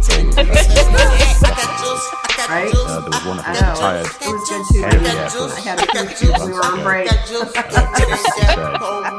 had better things to do. It's like, oh, gosh. Investigate UFOs. Historically, investigate UFOs. Anyway, we're coming up on the hour and a half mark. Lead anywhere, and it's just a big waste of time. But then there's a huge public hubbub and lots of media interest and requests from the media. I'm not, yeah, I wish I could come. You know, I gotta pick and choose, and you know, other reasons. You know, it is just like. But I'm gonna be there in July, so I'll get to do that. And also work on a social thing. That's what the media does. Weird. It was weird that Kirkpatrick put his name. How far is that? He thinks it's likely that I didn't realize it was that there's aliens throughout the galaxy and there's aliens ships and they're probably doing things like hypothesizing. If I wanted to see the galaxy with life, I would a mothership that would drop off these dandelion type scout ships, and that's just how it would work.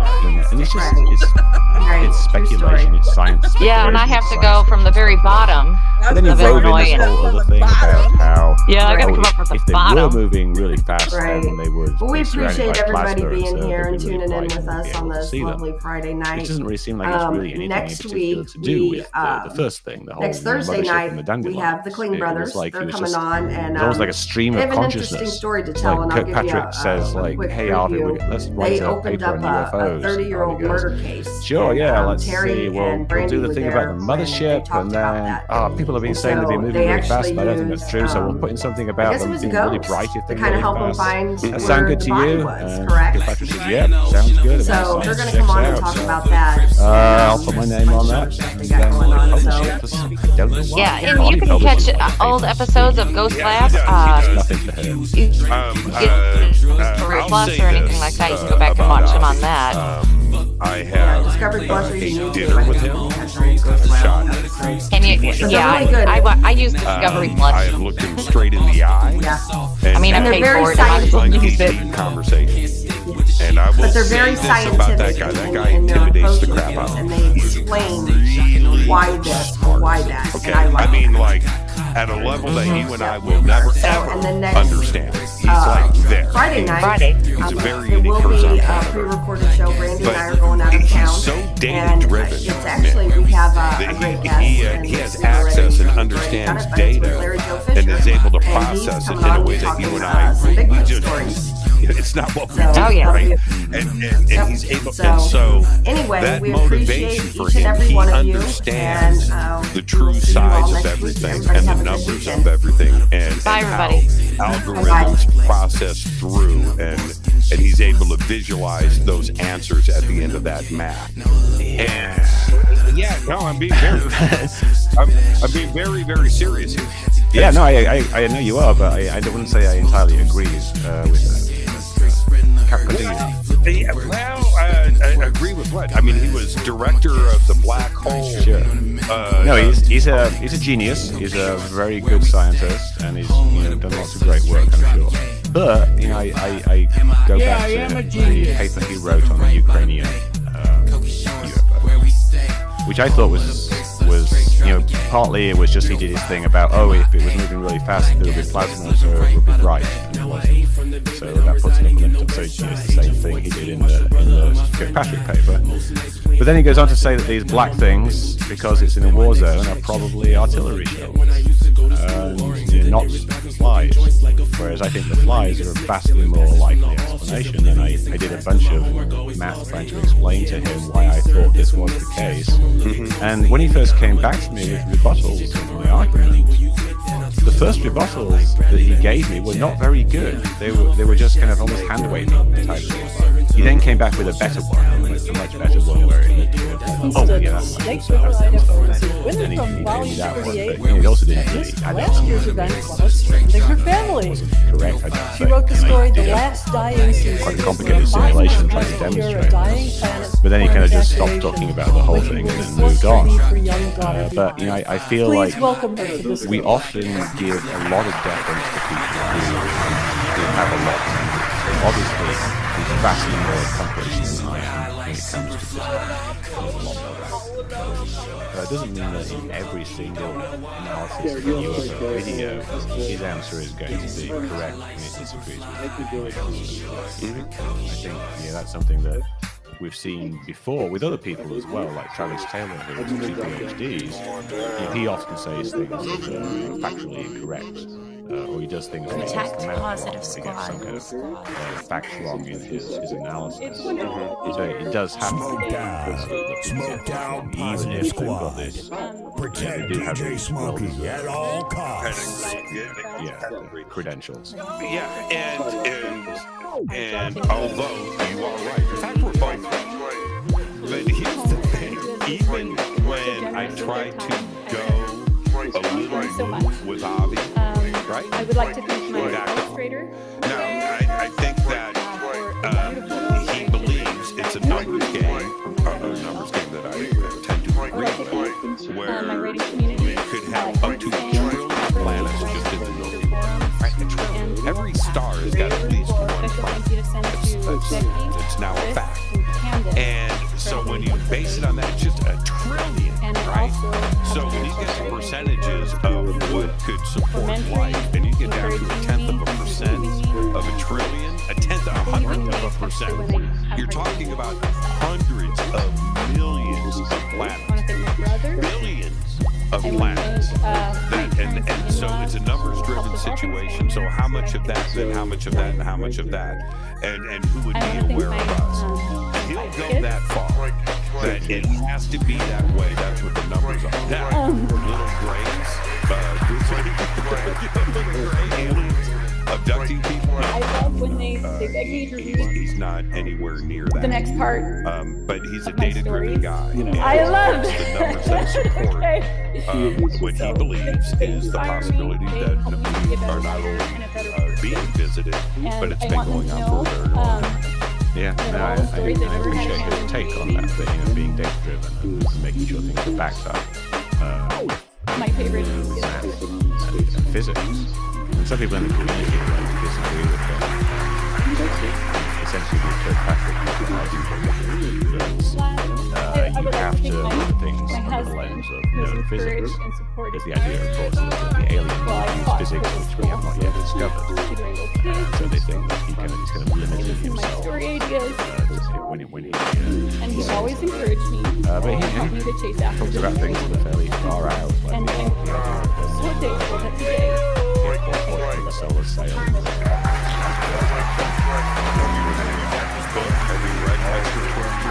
I have read it, and then revisit that statement you were about to make. Yeah. Well, you know, he wrote a book like a couple of years ago now. I think there's been a bunch of research cover artists and illustrators of the future judge Tom Wolfe. I'm sure his book makes a very compelling case, because that's what he says to do. So you can do his arguments and you think that this is what happened, and this is probably the alien. But a lot of people disagree. It inspired a great story. Of course it did. A lot of scientists. And we need that. We all can't just agree. That's not a fun place to be. We need to be able to sit down and talk things through. Kevin Bone from Connecticut wrote the first place I will say this. He makes one point in extraterrestrial. One day they arrived in droves to foxes of the desert. Thing to wrap your head around. No matter what. Oh my God, watch out for the I Swiss on the Dan Shamble story. It ain't coming back. I love how you work the artwork in the tail. Now you'll have to read the book to find out. For those 11 days. The illustrator of this story, Leia Knowlton, also known as by the time we started pointing stuff to it, it's hard. She is currently studying at the University of California School of Cinematic Arts. Please join us. And then it's gone. And that's it. There will never be more data. Therefore, everybody's looking at what we've got, and they're developing their own ideas and theories and hypotheses. That's it. That's it. And that's a really good point that he's making here. It's not going to come back for more data. We've only got what we've got, and this is what we need to analyze. And that's his case. You should read Extraterrestrial. It's really well done. Yeah, I might give it a go. I like the Moon case, in part because it reminds me of two of my favourite science fiction films. One of them is Rendezvous with Rock. They're a very similar looking thing. Very similar. Yeah. It's a long thing, but they go into inside it. Alien. And then there's another book called Dragon's Den. Which is about a neutron star, essentially, that comes through our solar system. What a gift to establish this opportunity for all of us, writers and with that, thanks to the amazing people at Writers of the Future, Galaxy Press, I love marketing to slushers, science fiction. I love science, and the idea of a moon being something, it was really appealing to me. If there could be some actual evidence, some actually convincing evidence, I would love that. I don't want to be beguiled by the idea that it is alien, and then start accepting evidence just because I want that evidence to be true. That's right. That's exactly the role of manipulation, right? And I a big thanks to my have said it many times. If Midwest or anybody else is going to ruin your life, that's on you, right? And it's the same thing with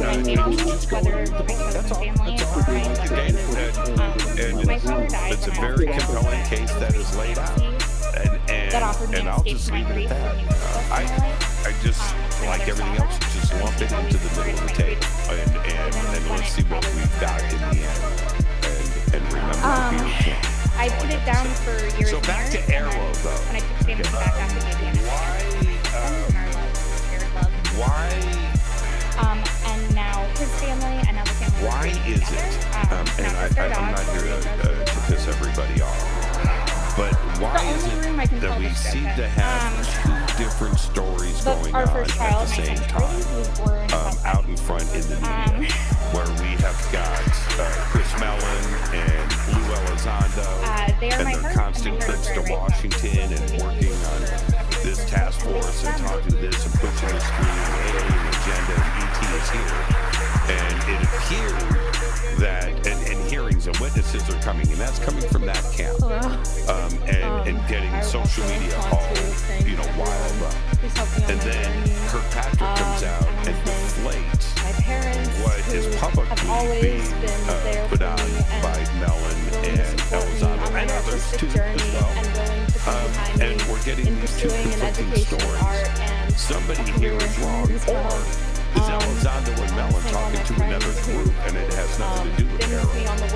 It does seem like there's some kind of I want to thank my writer for writing the story that inspired me to make the piece what and UFOs are really giving within me the Pentagon. such an amazing There tale were to work conflicting with, stories in the such media character a and while mystery. back. There was a story by I Julian want to Barnes thank Galaxy in the New York Press and Times. Hubbard, of course, for I making think this entire was event just possible. before the last And European I also report want came to out. thank A while Echo, my before art it came out. When it was director, for supposed to come helping out. me along the way with my art, And he spoke to a also source all in of Pentagon, and someone at amazing ABC News also artists spoke to who, the same person. during this similar week, person. have And then this given person me told them wisdom that and, there wasn't very much going on. There was you no know, evidence really of aliens. just helped me The gimbal along my video journey and was have just taught me so much rotating in just this short amount of time.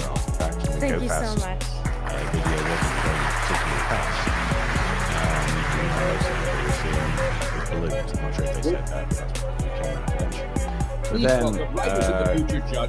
someone in the Daily Mail, Dean Wesley Smith, and illustrators of the future judge, Larry Elmore. Chris Sharp and the other guy. Writing with the Daily Mail, they interviewed another guy who was a Pentagon source, and this guy's like super angry. It's like, well, this is not what's going on at all. There's all these amazing videos. We have videos from Reaper drones and stuff that's incredible. And we have like, we know that a lot of things are balloons, but we don't really care about them. Meat on a beach. So it seems like there are some people in the Pentagon that think it's just a big bunch of nothing, and there's some people in the Pentagon think, oh, it's this amazing thing. Those articles were about a week apart. I had said then, Mick, I want your opinion on this. It seemed like somebody was feeding somebody bunk.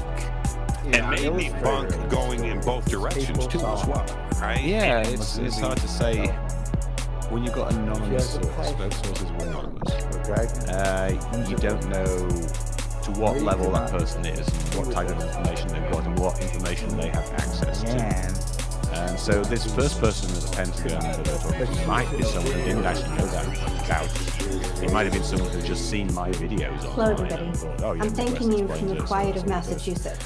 But it might be someone who I'm sorry knows what's not to actually do this going in on. California, but I'm imagining all the wonderful, kind, and encouraging people I've met from Writers of the Future and from my writing community. They knew things that And were I'm in the thanking report you. that came out. I feel deeply They grateful mentioned for these this journey, orbs seen and from a even for the Reaper bumps drone, in the which road is something that that caused me came to out change later, direction something that in life. Kirkpatrick actually I'm showed a video delighted to be of. sharing Which this celebration wasn't with super you. amazing. Thank you to but everybody it at was something Galaxy that this Press person and Writers of mentioned. Future So for it seems like continuing there the might be generous somebody legacy of L. in Ron the Hubbard, UAP task force and Joni, whatever John, Carmen, and Eva, and more. Thanks AIM for what SOG, you do. and then Thank you Arrow, especially to Nina who my writing is mentor and friend. very passionate about Nina's it, talent and and thinks wild that creativity there's a big inspired issue me to with follow these my own weird things that narratives, are flying and around more that importantly, to write them down technology and and send them out. technology, so therefore She there must encouraged be me to alien enter the technology. contest quarterly, and I garnered 2 What's your honorable position on that? mentions, Do you a believe that finalist we are award, being and I won visited? this win. No, I don't think there's Feedback is good important evidence for a showing writer, that. and both I the wouldn't wins and rule it out. disappointments have made me certain that I want to pursue this craft to my I don't best know, ability. what's going on in the rest My of the daughter universe. And I Naomi don't and know her what little dog technology they Honey have. also deserve credit But for my story I Moonlight do know Film. the evidence that Naomi is has been my presented for greatest that, and the support over the evidence past few isn't years very during a good. difficult You know, illness. we get During an promises especially hard of time, I these wrote a amazing story to things. cheer her up. You know, The main people will promise character you was a things like toy this video werewere, is going to come out, a it'll blow your chihuahua who mind. becomes a dragon And then it ready ends up for the being rising of the something moon. like that sphere That video, creature eventually which became is the just were-dragon not a Glory, very and Naomi compelling was the video. first It's person something during the that's, completed it looks story. like a 2-foot Thank you to the round editors, mylar Jody Lynn sphere Nye, that's just Steve floating in the air. and the other And volume, it looks and amazing 39 because winners, it's shot and a from a huge Reaper drone enthusiastic that has a camera which tracks it around, so it looks like the thing moves, but it's just parallax of it. Go out and check her out. So it's, you know, we get these promises of things like the Elizondo says. Thank you There's all a very much, 23-minute and video thank that's you, just Ellen amazing. Hubbard It and Writers shows of the Future. incredible We have fun. things that's going on. But you know, either he doesn't show up, or when the video comes out, it's really not that amazing. Was it Jeremy Corbell? He's always promising us amazing things. Daily Incon, he showed a little teaser of this one image, which was a UAP moving across the screen and leaving a trail. And that basically was pretty much the same thing that Kirkpatrick showed, that was actually just a plane, and the trail was just a camera artifact. But Yeah, even that, it felt to me that Kirkpatrick did that on purpose. Yeah.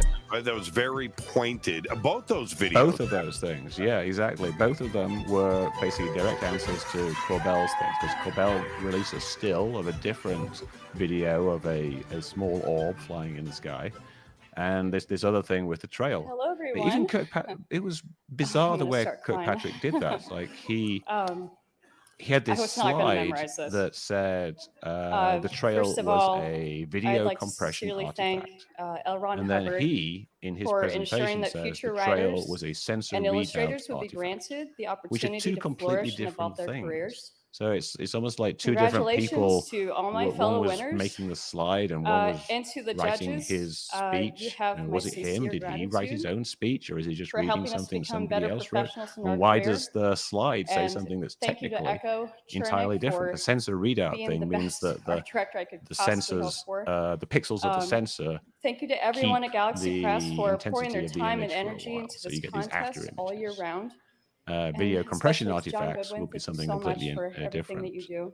It's probably the first one. To I my want to ask author you Miriam, about who could not the be New here. York Times Her story when inspired me to paint something beautiful, and for that, I Leslie thank the Kane writers Blumenthal, I that forget the can author, create 2 amazing years ideas ago. for us illustrators to make something amazing. Yes, and then buried To my in the family and bottom friends, towards the end of thank the you article. for always supporting me It said and my wild that artistic they had a careers, quote career attributed ideas, no matter how to wild they seem. Dr. Eric Davis To my amazing that boyfriend said David that De Silva, he my said beloved that boyfriend, he your gave love and a support classified has carried me briefing through the to the tides, Senate like the wind in my about sails.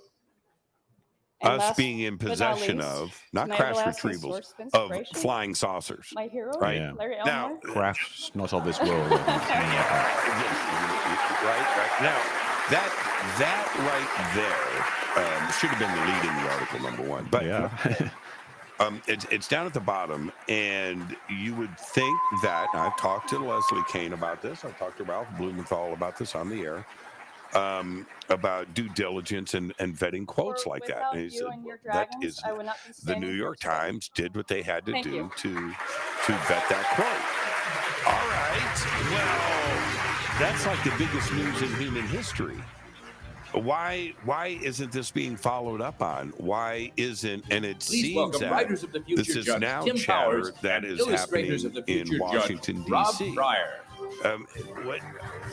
What do you, is your position going to change if we start having testimony? All right. You know, whistleblower stuff. Well, yeah, it's testimony is one thing. Like testimony would be great, but do you remember? I'm sure you remember the Disclosure Project trapped in an and IRS the agent's talks that dying were given body. in the press club back. I can't remember. That when it old was, gag, like, right? It was 2000. 2013, right? Yeah, Must there was an regain earlier his one as well, I powers think, before but- he dies and faces judgment. Yeah, a bunch of whistleblowers came forward and they told us about things like the illustrator of crash this retrieval, story is Sarah having Morrison, seen alien originally from bodies. Canada, One woman now had living in photographs Boston. of bases on the moon. All these in your things, final moments, came out. Can you so, imagine but coming face to face with the it Grim wasn't Reaper? really, it wasn't backed but up as an with anything. IRS agent? Yeah, but that's not what I'm referring go to. anywhere. What Right. I'm referring to is, I can't. what if we get Please somebody welcome them from both to the Lockheed stage. Skunk Works that ranks and comes off the bigot list and says, yeah, I work at Skunk Works and we've got a craft and we can't make this thing fly, but yes, we have it. What do we do with that? And there's some expectations that this actually may happen this year. Yeah. So if that happens, there's two ways of interpreting it. It's either true or it's not. And if it's true, if they do actually have an alien craft with strange technology, that's world changing. Like you say, like this is one of the biggest things in human history. And so the news that the biggest thing in human history has happened is something that would get a lot of scrutiny. Well, lots of stories. And so people would ask questions. But before I get into that, I have a lot of amazing people guy saying first, to Mr. Hubbard this was for true, setting up this contest in such a way that here, 39 years later, my fellow writers and illustrators of the future what if it was can Steve stand on Justice? this stage. Yeah, but people can believe things and say things which to them are true. And so that under oath, they could be saying that they believe certain things to be all of true, the judges but and they might be misremembering, they might have misunderstood, or they might have seen something and it's not what they thought it was. Attitude, so then we've got to move on. So he's given his testimony so to much Congress. for everything that you that I think would trigger investigations. At the very least, a lot of media investigations.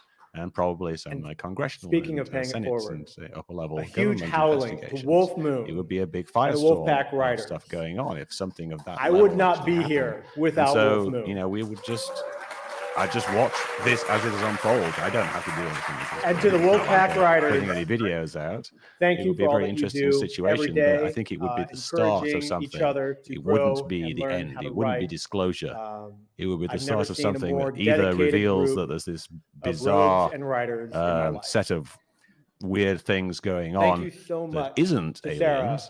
For the illustration you did, it's something that reveals that we actually do have contact with aliens, and we've got to deal with either of those two things. Eric Weinstein is always saying that this is the biggest story ever because either it's this monumental cock up on the part of the government and the military, where they've got all this stuff about aliens going on, but it's not aliens, or it's aliens.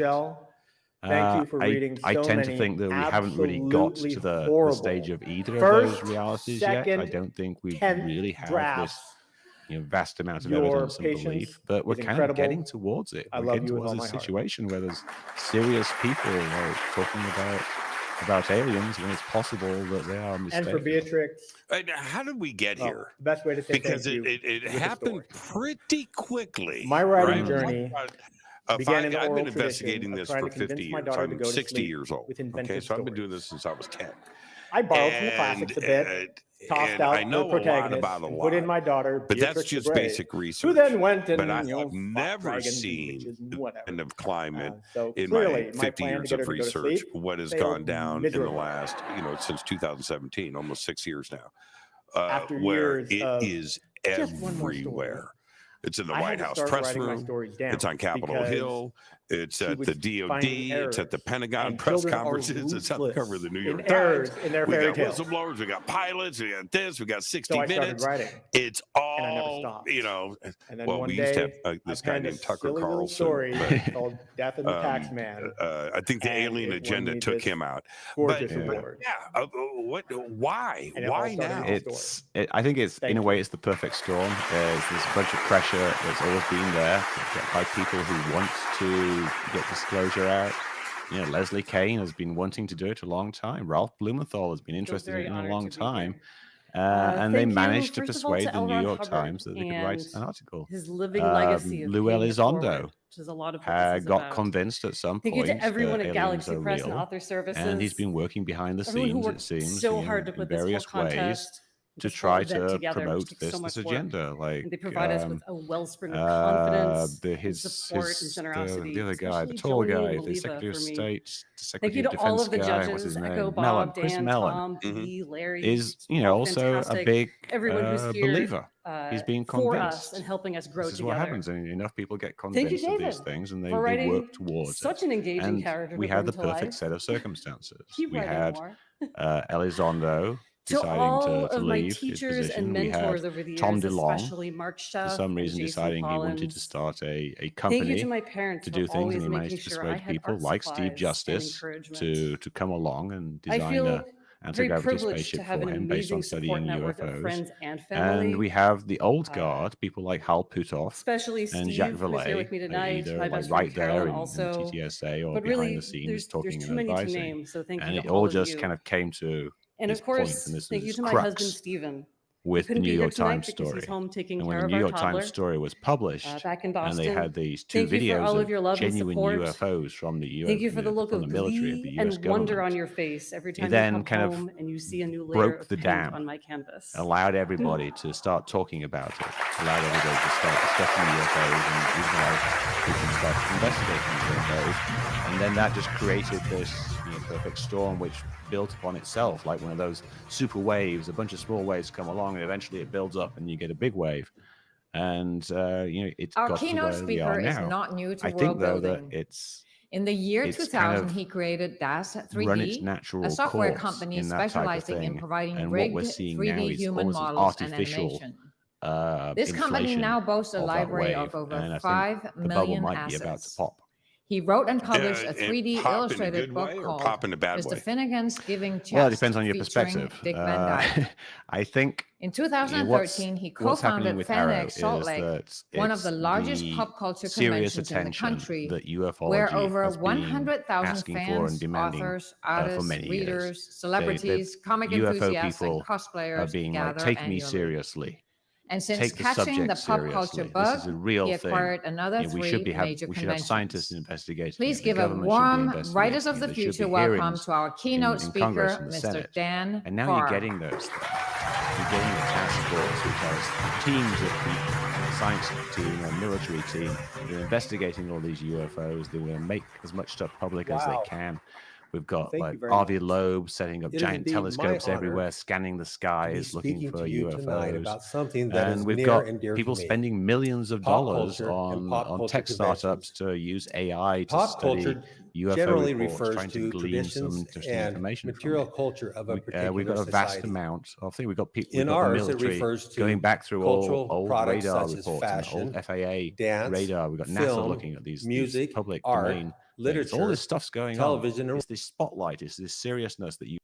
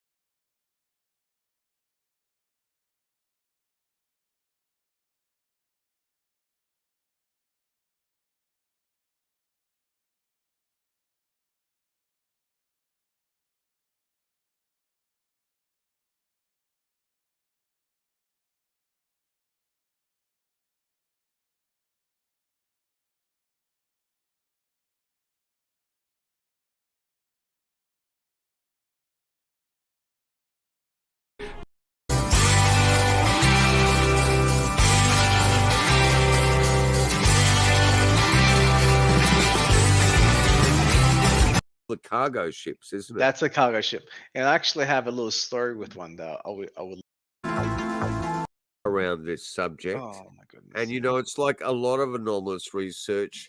There's not that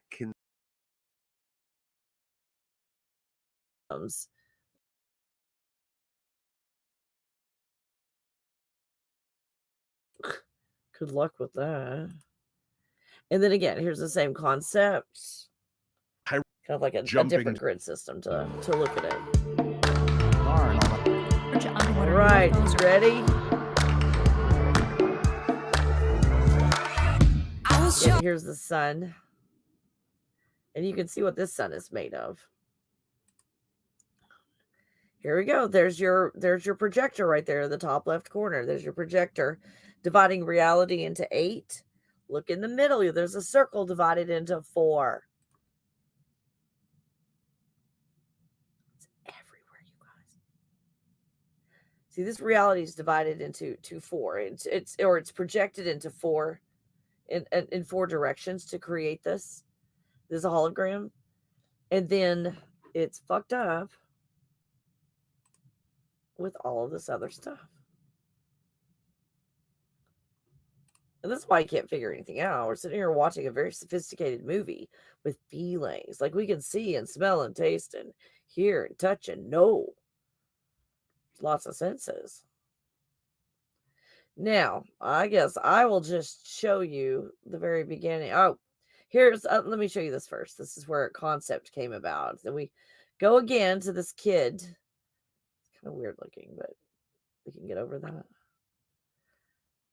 Why is it that all of these frames that I was going to show you are not even here? How does that happen?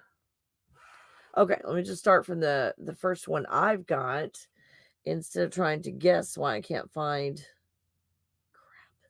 Crap. Okay, let me just start from the beginning. Here we go. Okay, this was on that Nick Parks guy.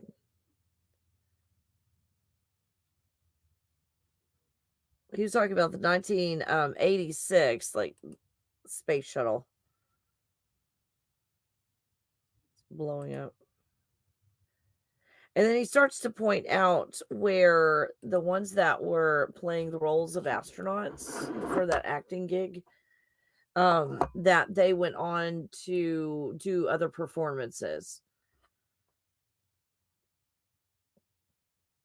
That none of them died. And it was all set up. I can't see it's the clear eye, the dome nose.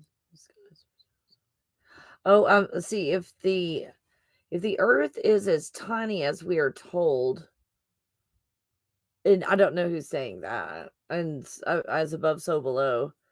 I mean, you got stuff bigger and you got stuff smaller.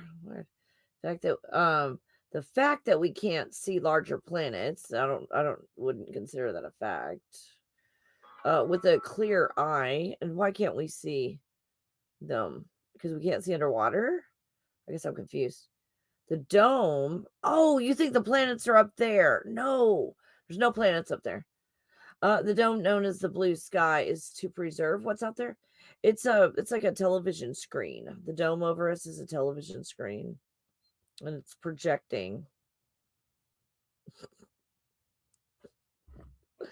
That's all. Aren't those cool? That's that space shuttle stuff. Yeah. I don't know how to say your name. I'm not sure how to pronounce your name. Let's see. Is being able to contact beings and entities helpful in everyday, ordinary life? I don't know, Henry. I have never lived an everyday, ordinary life. I am not sure. Did you meet Ra on your ayahuasca trip? No. I talked to Ra like before that when I was remote viewing like the crystal cities and stuff. Remote viewing the illusion, that stuff that's in the sky. See, you know how a lot of you will like astral project or you'll meditate and you'll end up somewhere that feels like it's up in the sky and above. All of that's false. Everything's done down below. And when you really start remote viewing, when you get out of the push-pull white light system of the Matrix and get out of all the Matrix practices, you find yourself remote viewing below the Earth and down where the, if you want to call it a planet, are actually there in the form of, it's going to take a second.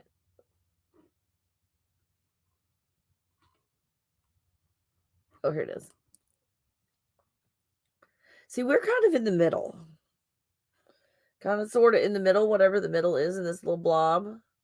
And all these are the other lands, and some of them are called by the names of the planets. So if you go outside of ours and go over on this flat plane and you keep going this way, here's Mars. And, you know, Saturn's over there. They're not, nothing's in the sky.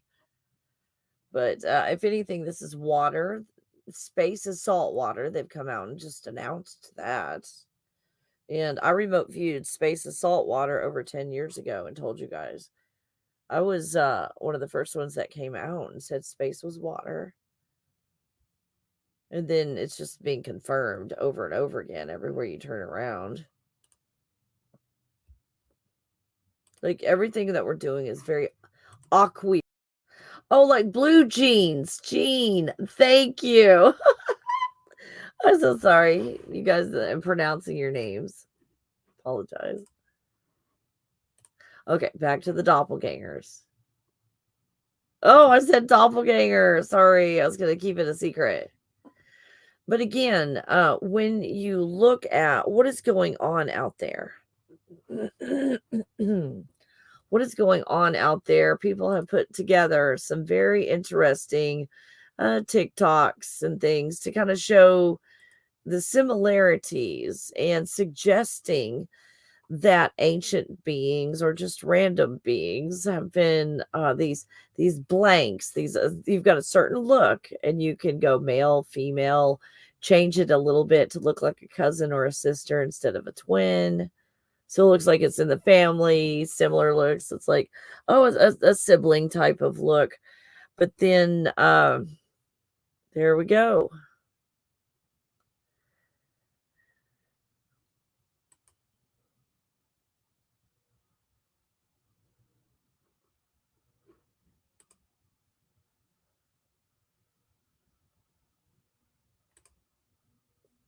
Interesting, right? Where they take one look and do the female version of it, do the male version of it, do the cousin version of it, do the sibling version of it, do the twin version of it.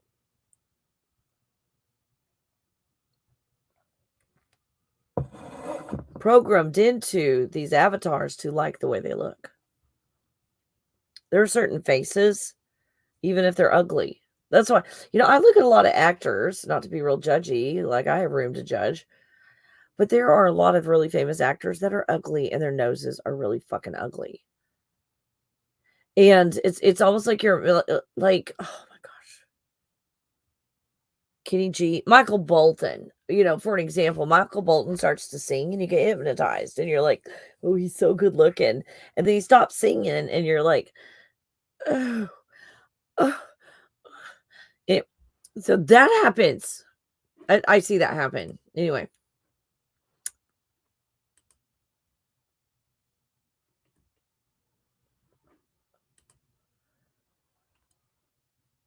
Got the male and female version going on here. So gross. Oh my.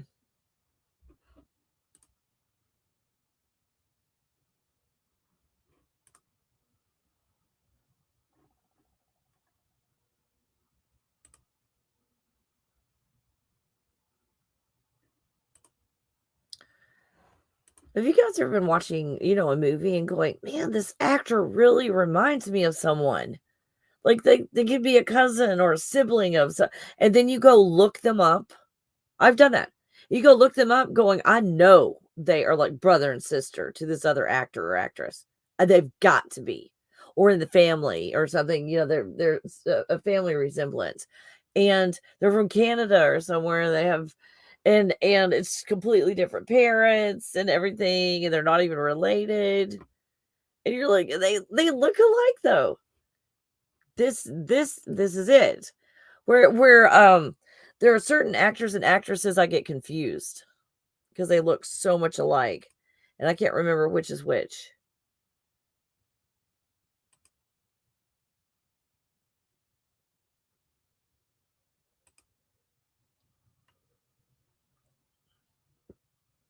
Interesting, isn't it?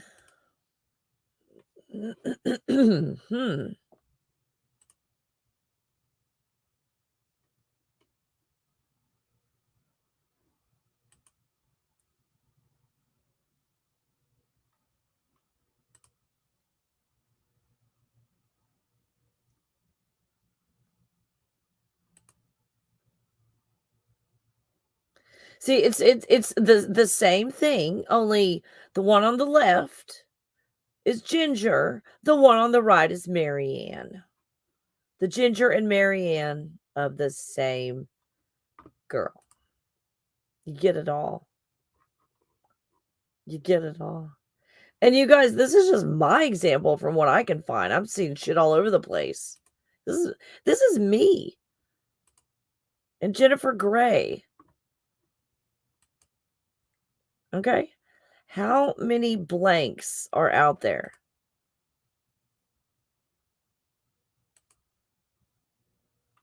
How many blueprints are out there?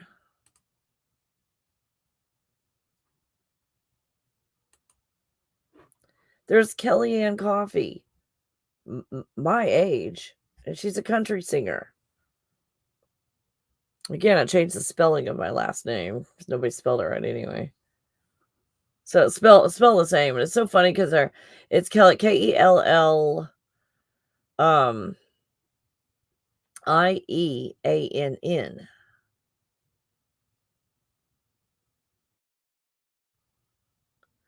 So we've got the same letters in Kellyanne. They're just moved around. Mine is KELLIANNE, and hers is KELLIEANN.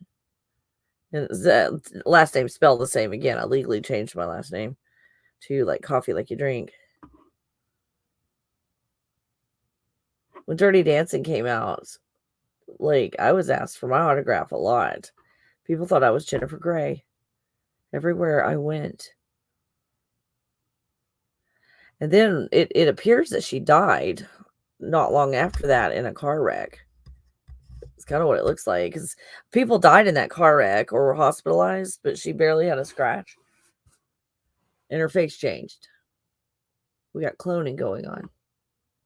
But her new face, apparently they liked this face better than her perfect nose, right? And then her career didn't do all that great after that. You know, did she die in that car wreck? Again, doppelgangers. Have you found yours? I found Jennifer Grey because of the movie Dirty Dancing. I got in the middle of all that drama. The people wouldn't leave me alone. They thought I was her.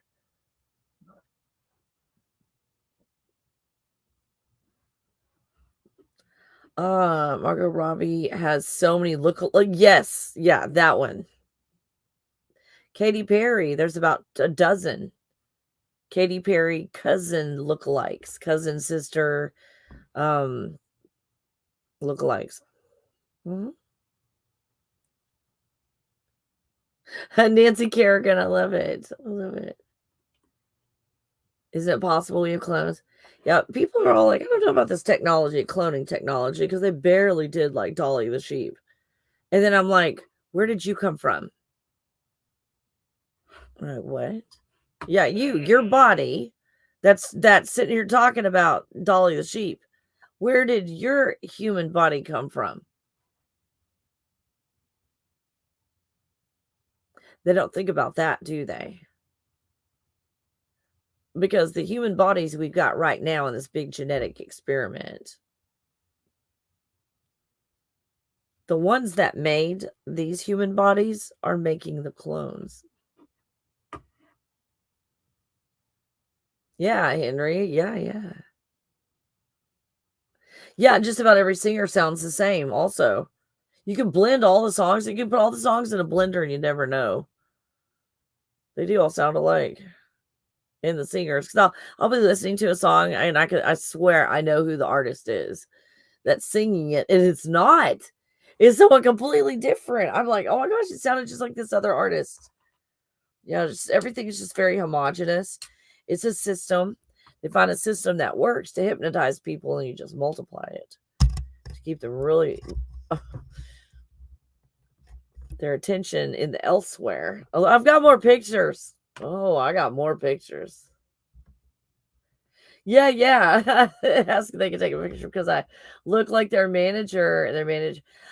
For a period of time, there are times that people will stop me and they'll go, I know you. I've seen you somewhere. You're like someone famous or whatever. And I don't know if it's them recognizing me like me, or if there are other ones that look like me that are out there doing their thing. And, I just look like them. Okay, there's more pictures. Thank you guys for hanging out at night. Is this fun? Are you guys having a good time?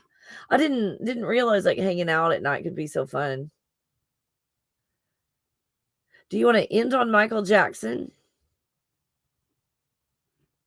Oh, yeah, I showed you these things. That's what freaked me out, and I was not okay for a minute. But we're okay. We're okay now. Maybe we'll end with Michael Jackson. We can continue.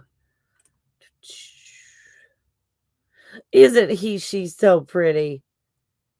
I always thought he was like the Leto guy. I just thought he was just so beautiful. Kind of makes sense now. Oh my. Pizza, anyone? It's okay to laugh. Now this one. Okay, Tilda Swinton, great actress. The fuck happened to her face?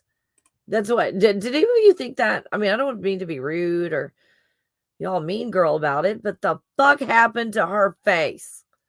I felt bad for her.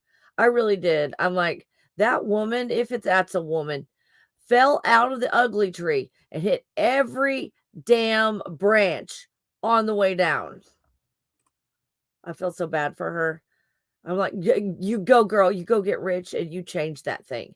You go fix that. Well, that was done on purpose. This explains a lot. This explains a lot. This explains a lot as well. Oh my God. Oh my me.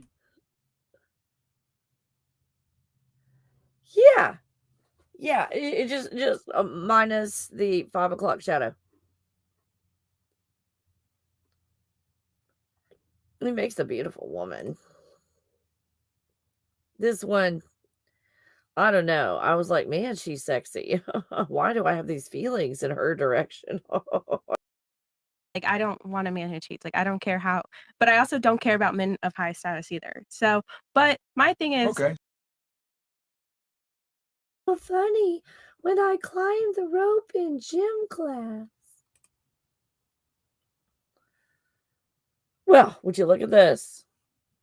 I always thought there was something real weird about her.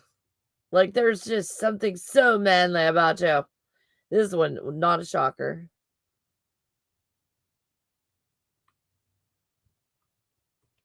Oh my gosh, you guys. Oh my gosh. Oh my me. And we even have similar teeth.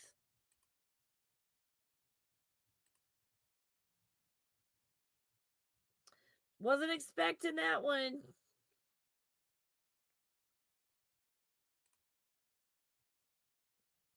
Well then. You even have the same glasses on.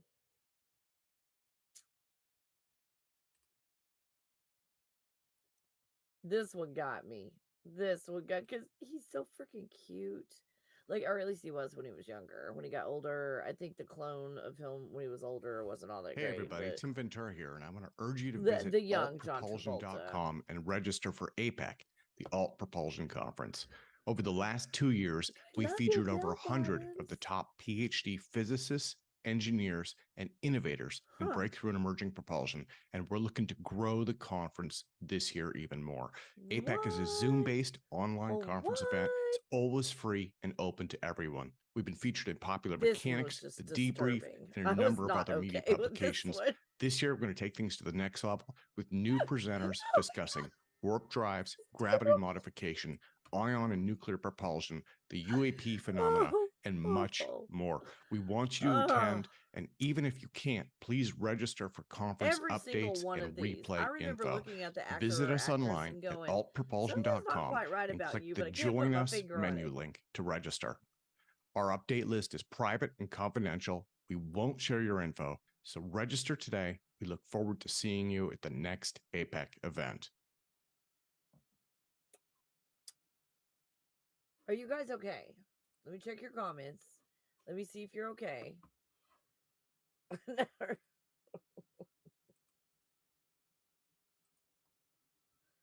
Oh, I don't know. I don't know. I don't watch TV, so I haven't followed that. Oh my me. Gene. Sorry about that. Sorry about calling you John. Gene. Oh my. Yeah.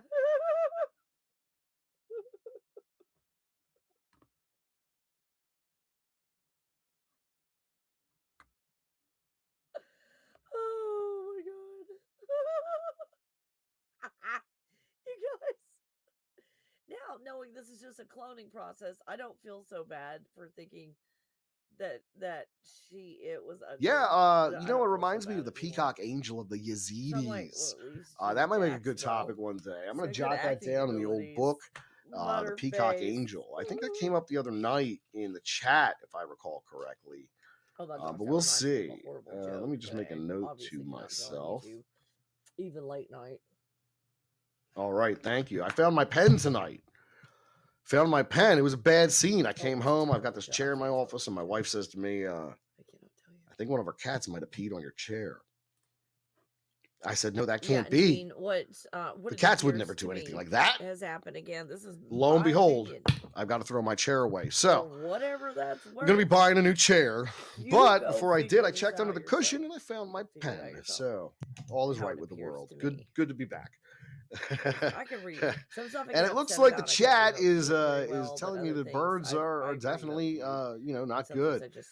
Ginger Viking Jesus points out that Blue Jays are especially unsavory. Hopcast says the birds aren't real.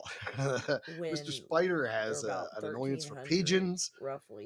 Glow Green, how you doing, Glow Green? Thanks for being here tonight. Nice to see you. They're global. Dennis Martin, I feed birds every day, and they crap all over my truck. I like to watch them though. Yeah, I don't like them at all. I don't like them at all. I think they're no good. You gotta watch out for them. Really well on that. I mean, I don't mind like birds of prey, like hawks and stuff like that, because they eat other birds, and anything that makes less birds is okay with me. Arlington, but yeah. Rashid, how you doing tonight, Rashid? The Yazidi prey to a peacock, Malek.